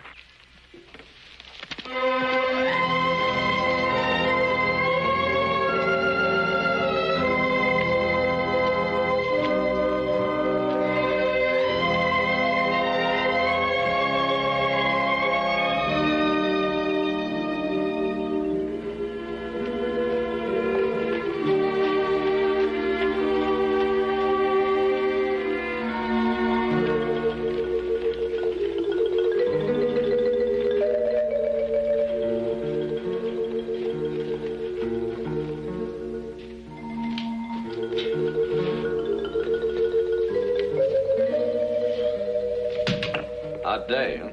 Should have been here yesterday. Melt your whiskers off, it would have. Oh, could you give me maybe one of those nice outside rooms facing that cool ocean breeze? Oh, I had to get rid of all them rooms.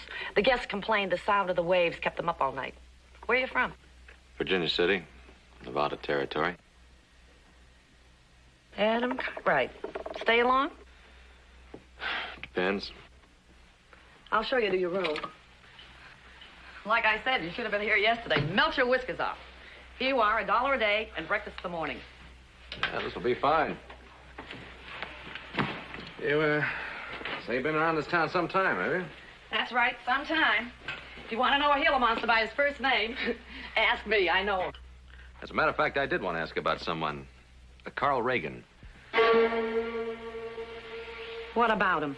I'm an old friend of his from Virginia City. Also a very good friend of his father's. We'd gotten word that Carl was dead.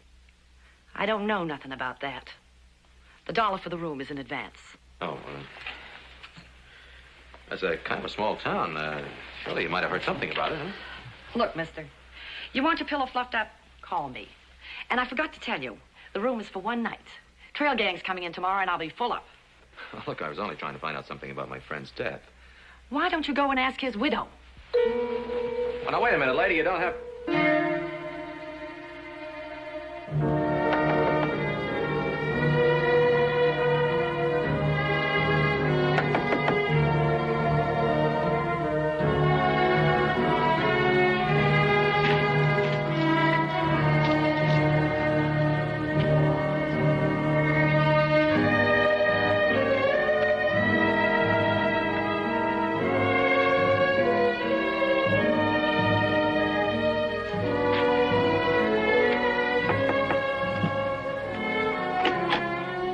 Pardon me. I've knocked on the doors of half the houses in this town. What do you want, senor? I'm looking for Mrs. Carl Reagan. I'm Mrs. Carl Reagan. My name's Adam Cartwright. I'm an old friend of your husband's. I'm sorry that we have to meet under these circumstances, but I'd like to talk to you for a moment. My husband is dead. There is nothing we could talk about. Good day, senor.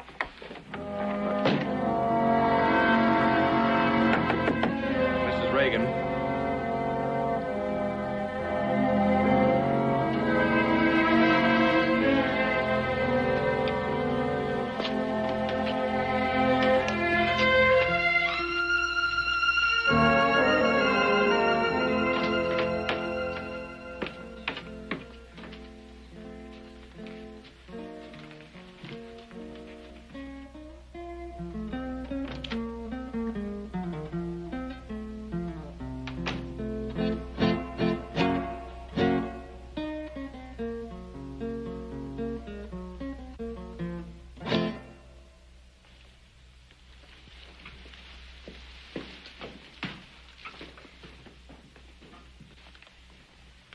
Well, Mrs. Reagan, we meet again.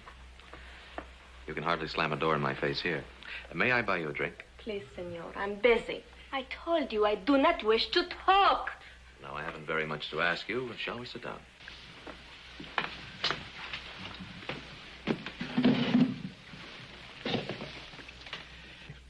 I'm not sure if Carl ever told you about his father, but I know him very well. He's quite anxious to learn as much as he can about Carl's death. Surely you can understand that, can't you? Oh, thank you. Now, may we have that drink? What do you want to know? Why didn't you write Carl's father? Why did you leave it for the law to do? I thought it was better that way. Why? Was there something you were afraid to tell him? Please, senor. Let things stay as they are. Go back to Virginia City.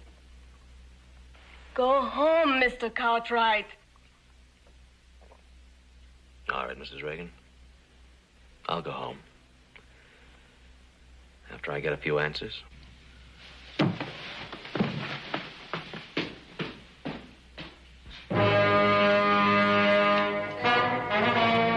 Ah, senor. Come in, senor.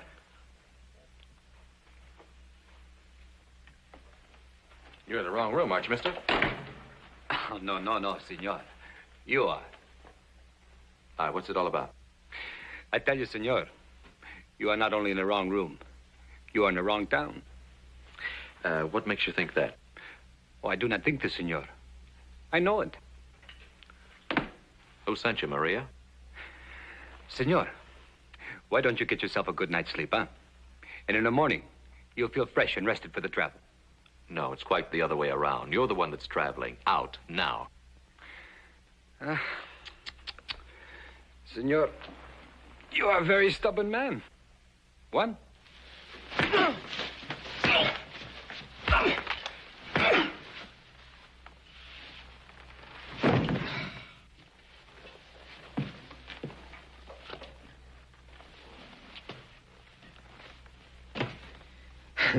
Sleep well, senor. The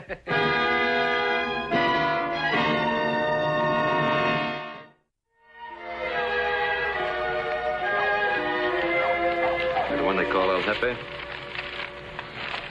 I am the law in Plata, if that is what you mean. My name's Adam Cartwright. I know what is your name. I know that you came into this town alone.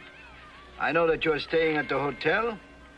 I also know that you asked the same questions too many times. Well, now, if you know all that, maybe you also know the name of the two men that were waiting for me in my hotel room and jumped me, huh? That is something that I probably do not know. Now, what do you intend to do about it? Senor, we did not ask you to come to Plata. Maybe it is better that you leave. Why should I leave? I just got here. Perhaps you are stepping on a dead man's toes. Carl Regan was a friend of mine. Senor, it is time that you should know this. That you are a friend of Carl Regan does not make you a friend of anybody in this town. Well, no, I didn't come to this town to make friends or enemies, either one. The man that you are seeking is dead. But even his memory is hated here. Is that enough, senor? Do you want to know more? Yes, I'd like to know how he died. The official records show that he was killed while attempting to escape jail. Escape jail? Now, why was he in jail? For murder. For 50 murders. But only for one that I could prove.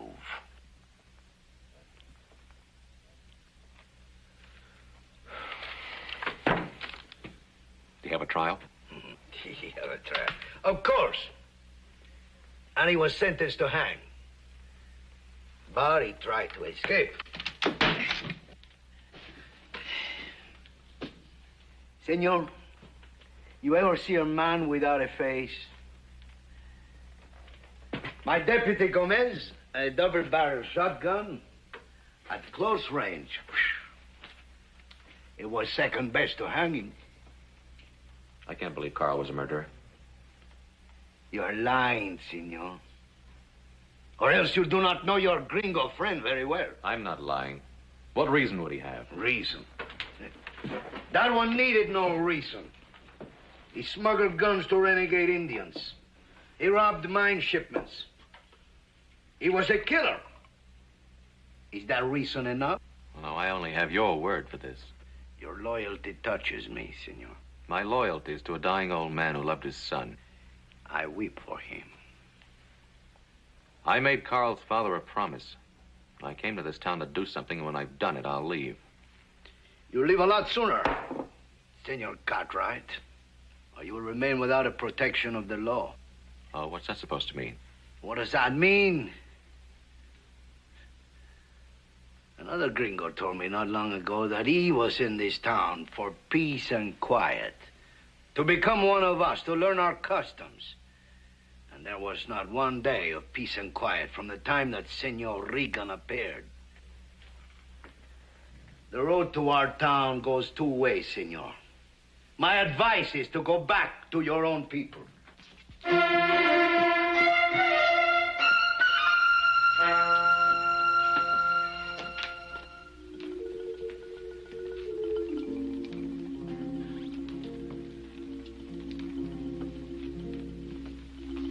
Hello, Maria. I thought we had already said goodbye. Oh, you said goodbye. I didn't.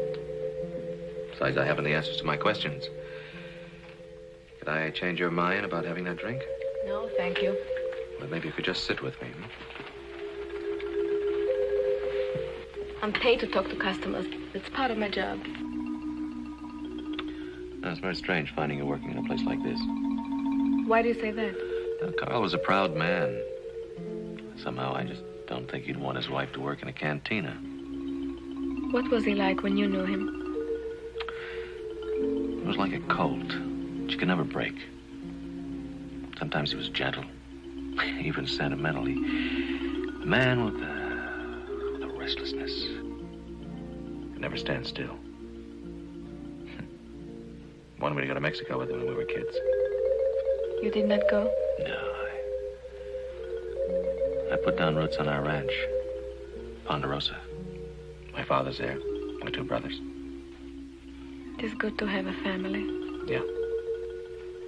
But a woman goes with her husband. Tell me, Maria. Was he as I remembered him? Were you happy with him? I married him. That's not what I asked. I do not know what you have heard. Some people did not like him. You saw good things in him. So did I. That's the Carl Regan I love.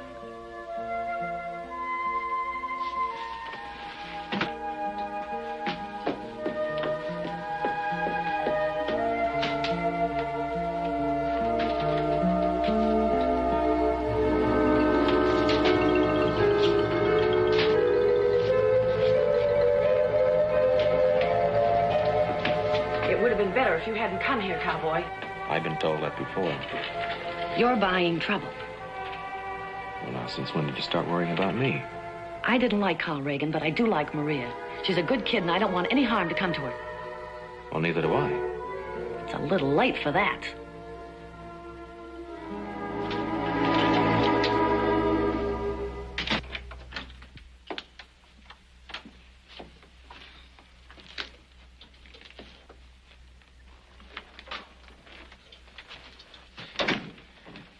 The gringo, Maria. What did he want? It does not have to be a concern of ours. But he is our concern. You were told not to talk to him, were you not? Be careful, Pablo. You're hurting your sister. If she is going to be a fool, then she will be hurt. Now, what did he say, huh? Please, Pablo, you're hurting me. Pablo is right, little one. It is a great concern to all of us. Tell us what the gringo said. Nothing. He said nothing, and I told him nothing.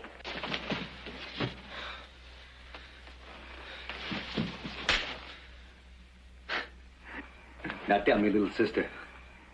What did he want? Just wanted to talk about Carlos, how he was, how we met, about the marriage, if we were happy. He wanted to tell Carlos' father about those things. That's all, I swear it.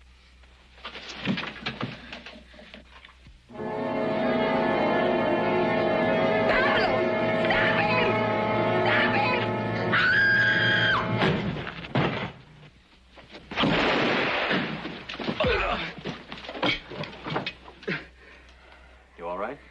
Yes, I'm all right. Why don't you leave us alone? These are the two that waylaid me in my hotel room. It was a mistake. They are my friends. Your friends? Some friends from the way he was screaming. Take care of his arm. He won't die. We're going to have a talk with El Jefe. Let's go.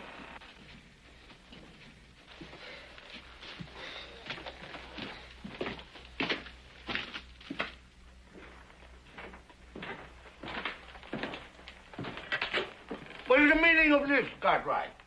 Well, you told me not to expect any help from the law, so I'm taking care of it myself. It's one of the men that jumped me in my room. This is so, Pablo? See, Jefe, it is so. I'm only sorry I didn't kill this gringo pig. All right, Cartwright. Put away your gun, or I will have to take it away. ¿Qué pasa? This gringo, this foreigner, he was molesting my sister. Your sister? I don't know what you're talking about. It is true, Jefe. Pablo came to me and told me this foreigner is spending much time with Maria. Well, I don't know whose sister she is. I was just asking her questions about her husband. I warn you, Cartwright. We do not like you gringos interfering in our affairs. All right, Pablo, you can go. What are you doing? Aren't you going to arrest him? For what? For defending the honor of his sister? My gun, gringo.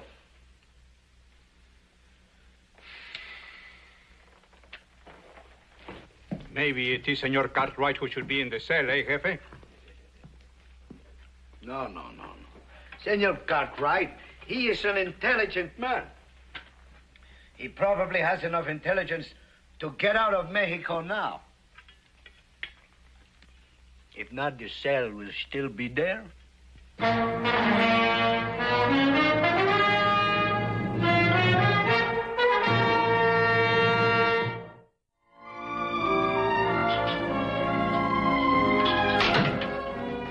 didn't mean to startle you. So you're still here. Yep, still here. But you can stop worrying about Maria. Has anything happened to her? Oh, no, she's all right. Why shouldn't she be? She hates gringos just as much as anyone else in this town. Oh, I guess that means you're getting ready to leave this beautiful village of ours. Well, I don't have much choice. Unless I sleep in the street. You only let me have that room for one night. You can keep the room for another night. What made you change your mind? Maybe because that trail gang I told you about ain't coming in. Or maybe because of Maria? All right. Maybe it is because of Maria.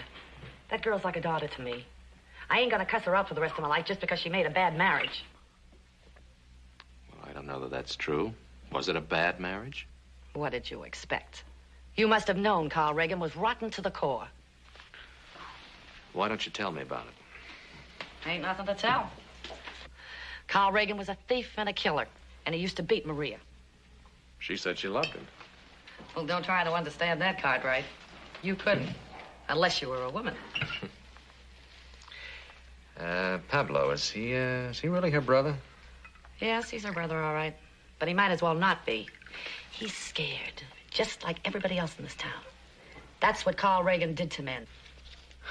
Pablo and Juan, what was their connection with Carl? Go home, cowboy. This ain't no place for you. Get out while you still can. I'm not gonna leave here until I find out the truth about Carl. Now, if you know it, why don't you tell me? Why do you have to ask so many questions?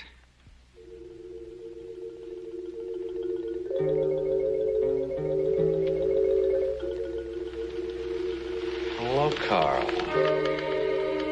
You recognized my voice, didn't you? I certainly did. I never thought I'd hear it again. Well, you wouldn't have, Adam. But you just had to ask questions, didn't you?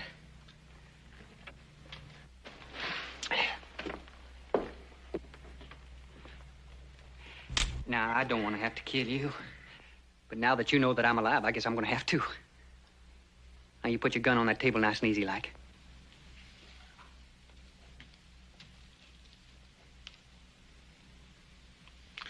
I come 1,000 miles to find a man raised from the grave like Lazarus.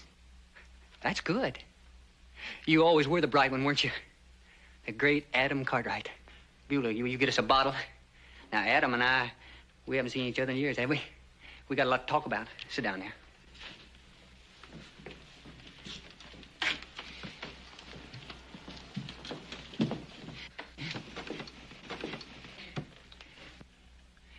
How's my father, Adam?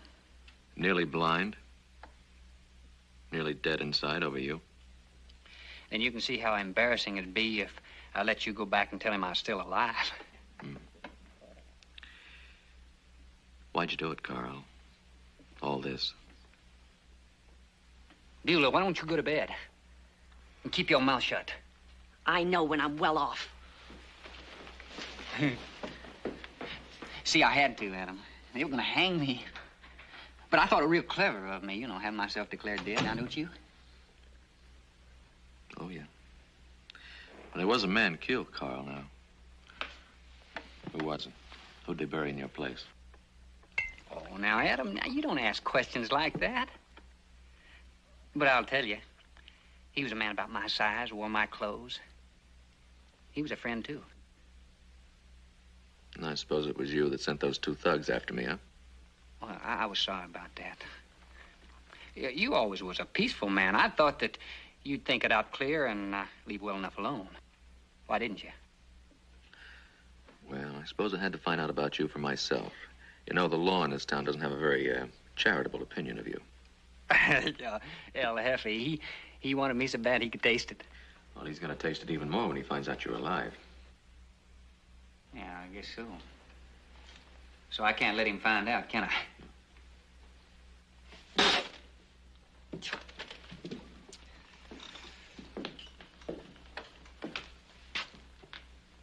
I stay dead, Adam.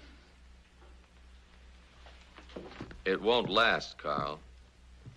If it isn't El Jefe, it'll be somebody else. Well, you let me worry about that, won't you? And Maria? What about her? We used to play a little game, taking each other's girl. You remember that? Sure, I remember. Let me give you a little advice, my friend. You stay away from my wife. Come on, Carl. We're not kids anymore. And I'm not playing games anymore. What are you going to tell my father when you go back home? I had assumed I wasn't going back. I don't want to kill you, Adam. Now, you'd listen to a proposition, will you?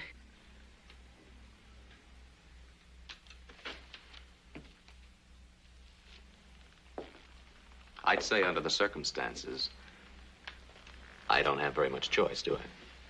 That's right. I wouldn't do this for anybody but you. But when you go home, I want you to tell my father I died of the fever, smallpox, something like that. You'll think of something. Beulah, she knows you're alive. Pablo, Juan, Maria.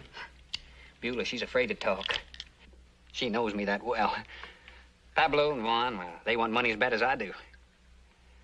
See, there's a silver shipment going through here day after tomorrow. I'm going to take it. You left out Maria. No, I didn't leave her out. She's in love with me. I guess I really never knew you, Carl. You are a mean one, aren't you? Yeah. And I'm going to be a rich one. After that silver shipment, I'm leaving Plata. There's other places to go, new worlds to conquer. Dead man. Nobody looks for a dead man. And if I don't take your proposition? Then I'd be the one without any choice, wouldn't I? And I want you to get a good night's rest and be on your way to Virginia City by tomorrow night. Or I'll kill you.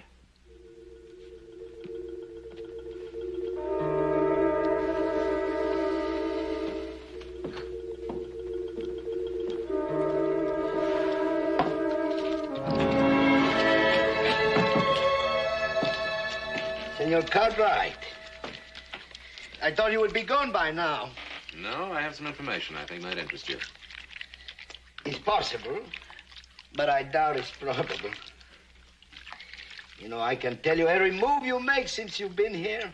Well, now, if you can do that, then you can probably tell me that I saw an old friend last night. I was not aware that you had an old friend. I saw Carl Reagan. Senor, my pay is not the biggest pay. My job is not the easiest. It's too early in the morning for jokes. It's no joke. He's alive. I tell you, Carl Reagan is dead. Dead. And apparently you didn't take a very good look at the man that was killed in your jail. Do you know the effect of a double-barrel shotgun at close range? I know the man I'm talking about. I saw at close range. It was Carl Reagan. Senor, I do not know what it is that you are up to. But I tell you again, I do not like gringo tricks. Well, now, you're going to have a lot more than tricks to worry about. There's a silver shipment coming through here the day after tomorrow. Reagan's planning to take it and get out of the country. Silver shipment. Copo del Plata mines, eh? Why don't you believe me? Why should I believe you? One moment you are his friend, and the next moment you are accusing him. You wear two faces, senor. Well, if I do, it's because I know two Carl Reagans. When I first came to Plata, I was looking for an old friend. And now?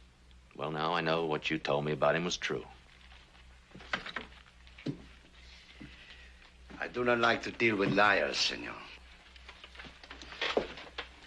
I'm telling you the truth.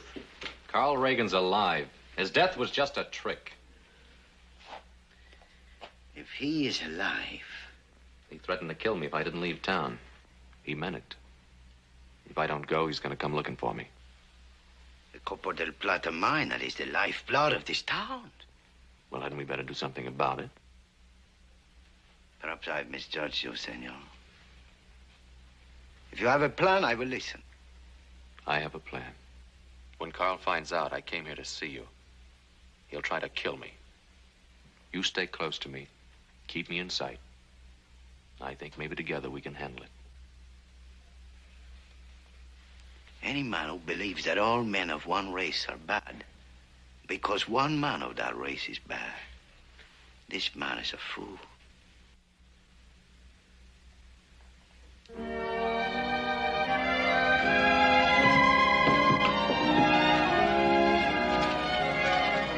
I will not let you out of my sight. Well, I won't feel any the worse knowing that.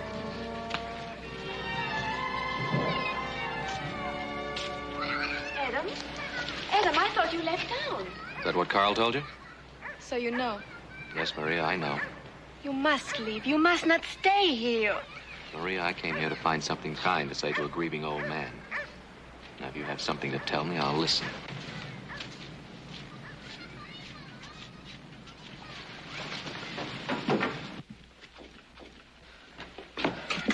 Adam, Carlos was your friend.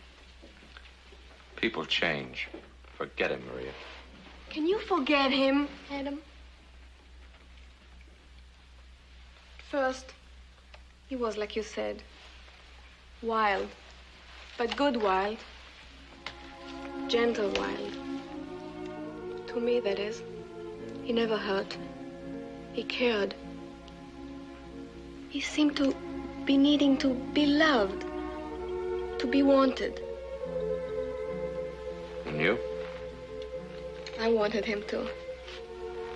I would have given up anything for him. Even my own people. It's all in the past, Maria. I'm telling you again, forget him. Forget him? He's alive and I'm his wife. Maria, come back to Virginia City. Back to Carl's father. You can start a new life there. I couldn't do that. I can't leave him. Too many memories. Maria, can't you realize they're all gone? That's all dead? It's as though he were really in that grave. I know that. But I must follow my heart. I must stay here.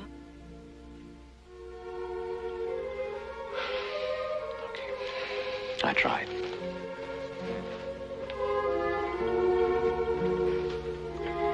Yes, Adam. You tried.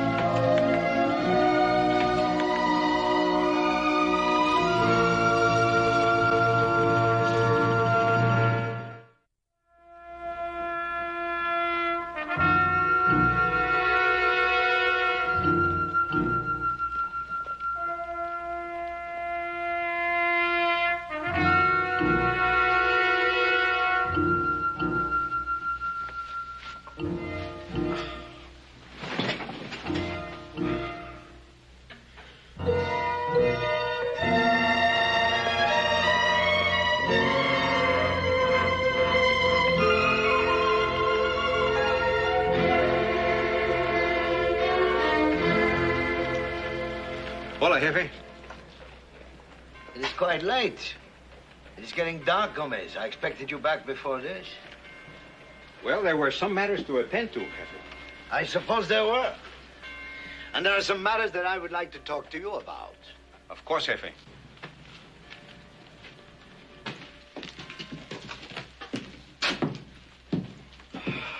These things you want to talk to me about, they are important? They are important. What do they concern? They concern a dead man who is not dead. And a man who is buried who is not Carl Reagan. But how can that be, Jefe? You saw the dead man with your own eyes. I saw his clothes. I saw the size of the man. His face I could not recognize. You saw to that.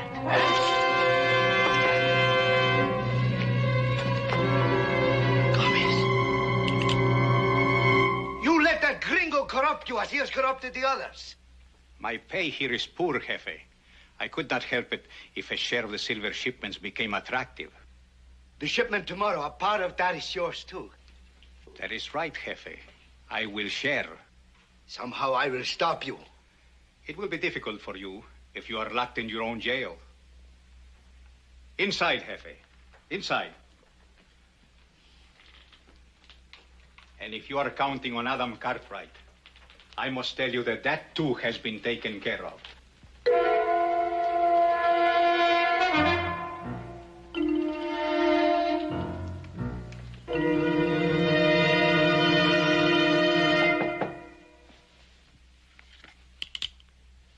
It's open.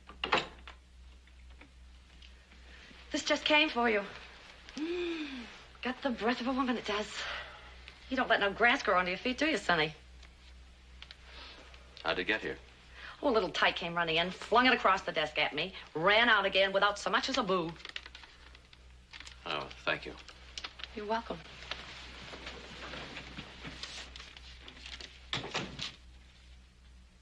I must see you. It is important. My place. Maria.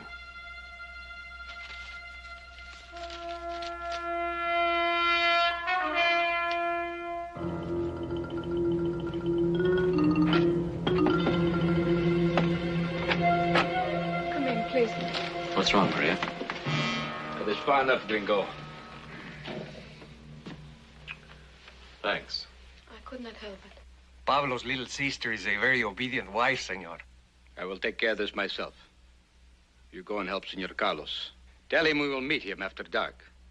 Muy bien, Pablo.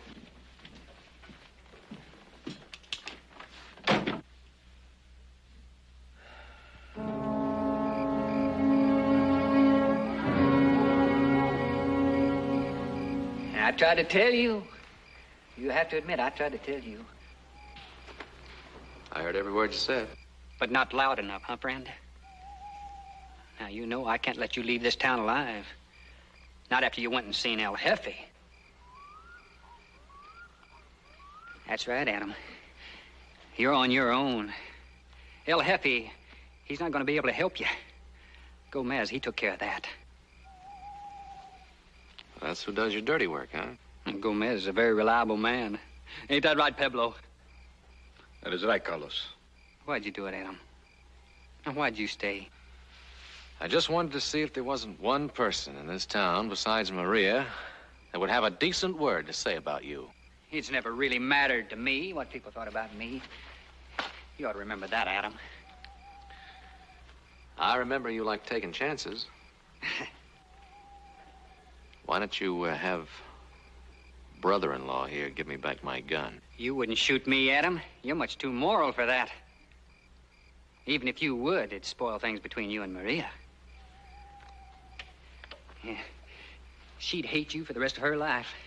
See, she's very moral, too, aren't you, Maria? Carlos, do not talk this way. You promised we would go away. I'll do anything you ask of me if you do not kill. Yeah, you see, I've got it straight. This is not the first time you tried to take a girl away from me, Adam. Only this time it's different. This is my wife. You don't stop at anything, do you? Why do you think all this is going to get you? What's it going to get me? It's going to get me a lot of money. That's what it's going to get me. But, Adam, you ought to understand that. All you Cartwrights always had a lot of money. Well, we worked for it. We didn't get it this way. What difference does it make? I'm going to be rich. That's what matters. Think you'll live long enough to spend it? Yeah, I'll live long enough to spend it. Because I'm not going to let you or anybody else get in my way. No, Carlos. Cannot do this. I used to think there was good in you.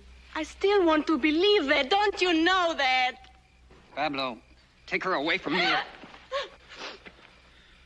Carlos, if you kill Adam Cartwright, I'm going to tell El Jefe myself. I told you, Carlos. You cannot trust this one. I think you're right. If you can't trust someone, then what good are they? Now, you take him over me? No. All right, the grave's big enough for both of you.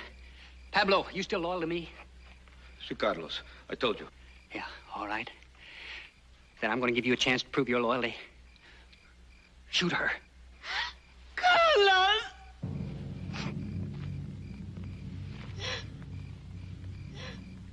Pablo, what are you waiting for? What are you waiting for? She's only your sister. Go ahead. Your master's giving you orders. Shut up, Gringo. You I would gladly kill. We're not talking about me. We're talking about her. You're talking too much, Adam. Pablo, I'm waiting.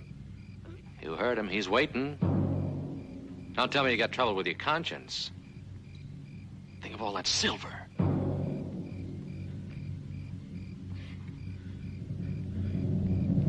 No.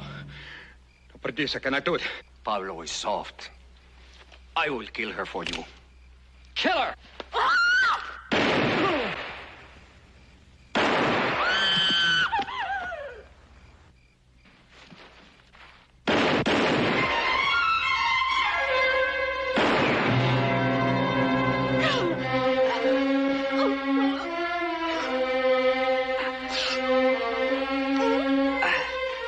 Oh, that was smart, Adam.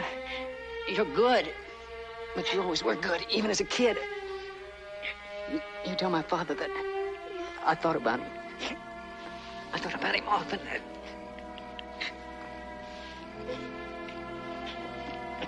Maria? About...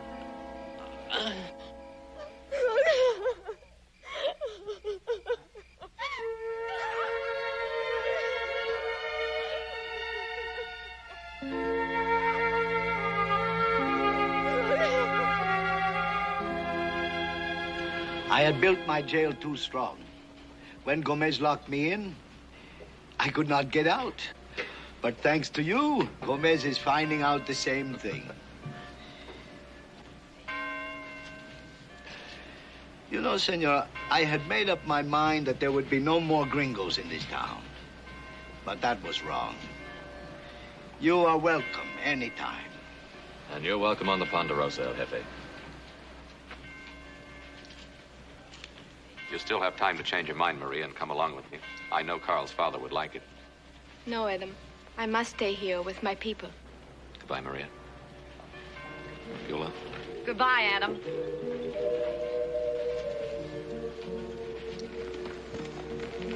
Vaya con Dios, amigo.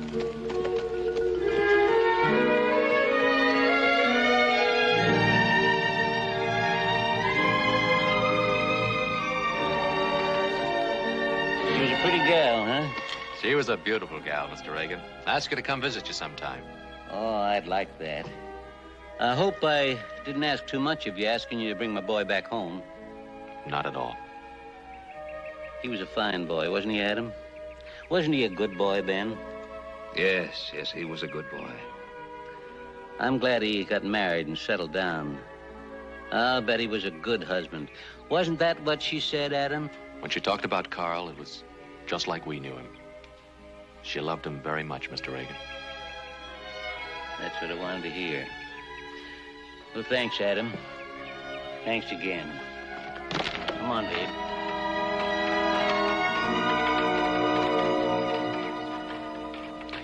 I hope I did the right thing, Pa. You did the right thing, Adam. You brought a man's son back to him.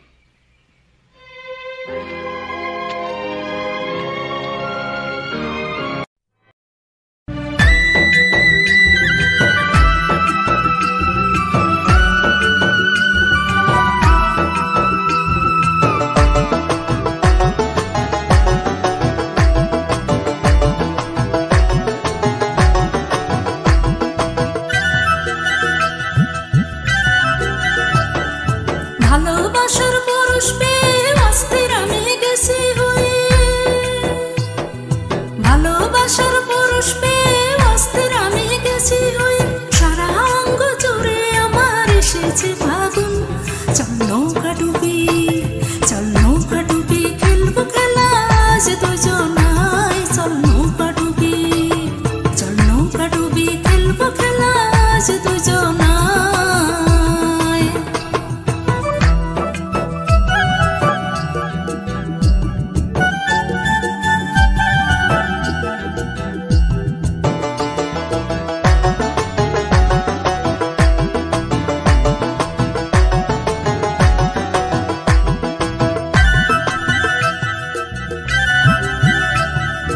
বাড়ির কাছে ভরা নদী এসেছে জোয়ার জোয়ার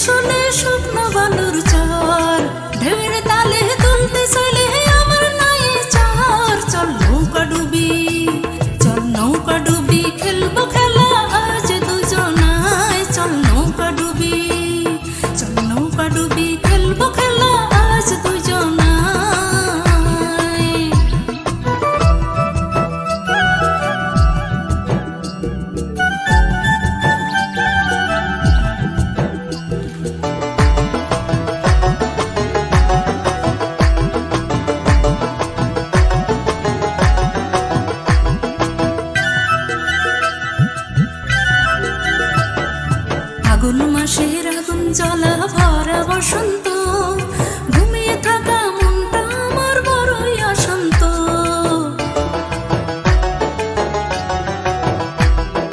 ফাগুন মাসের আগুন জ্বলা ভরা বসন্ত ঘুমিয়ে থাকা মনটা আমার বড়ই অশান্ত প্রেমের গাঙে সাঁতার কাটলে হাতটা আমার ধর চল নৌকা ডুবি চল নৌকা ডুবি খেলবো খেলা আজ দুজনাই চল নৌকা ডুবি চল নৌকা ডুবি খেলবো খেলা আজ দুজনাই ভালোবাসার পরশ পেয়ে অস্থির আমি গেছি হয়ে ভালোবাসার পরশ পেয়ে অস্থির আমি গেছি হয়ে সারা অঙ্গ জুড়ে আমার এসেছে ফাগুন চল নৌকা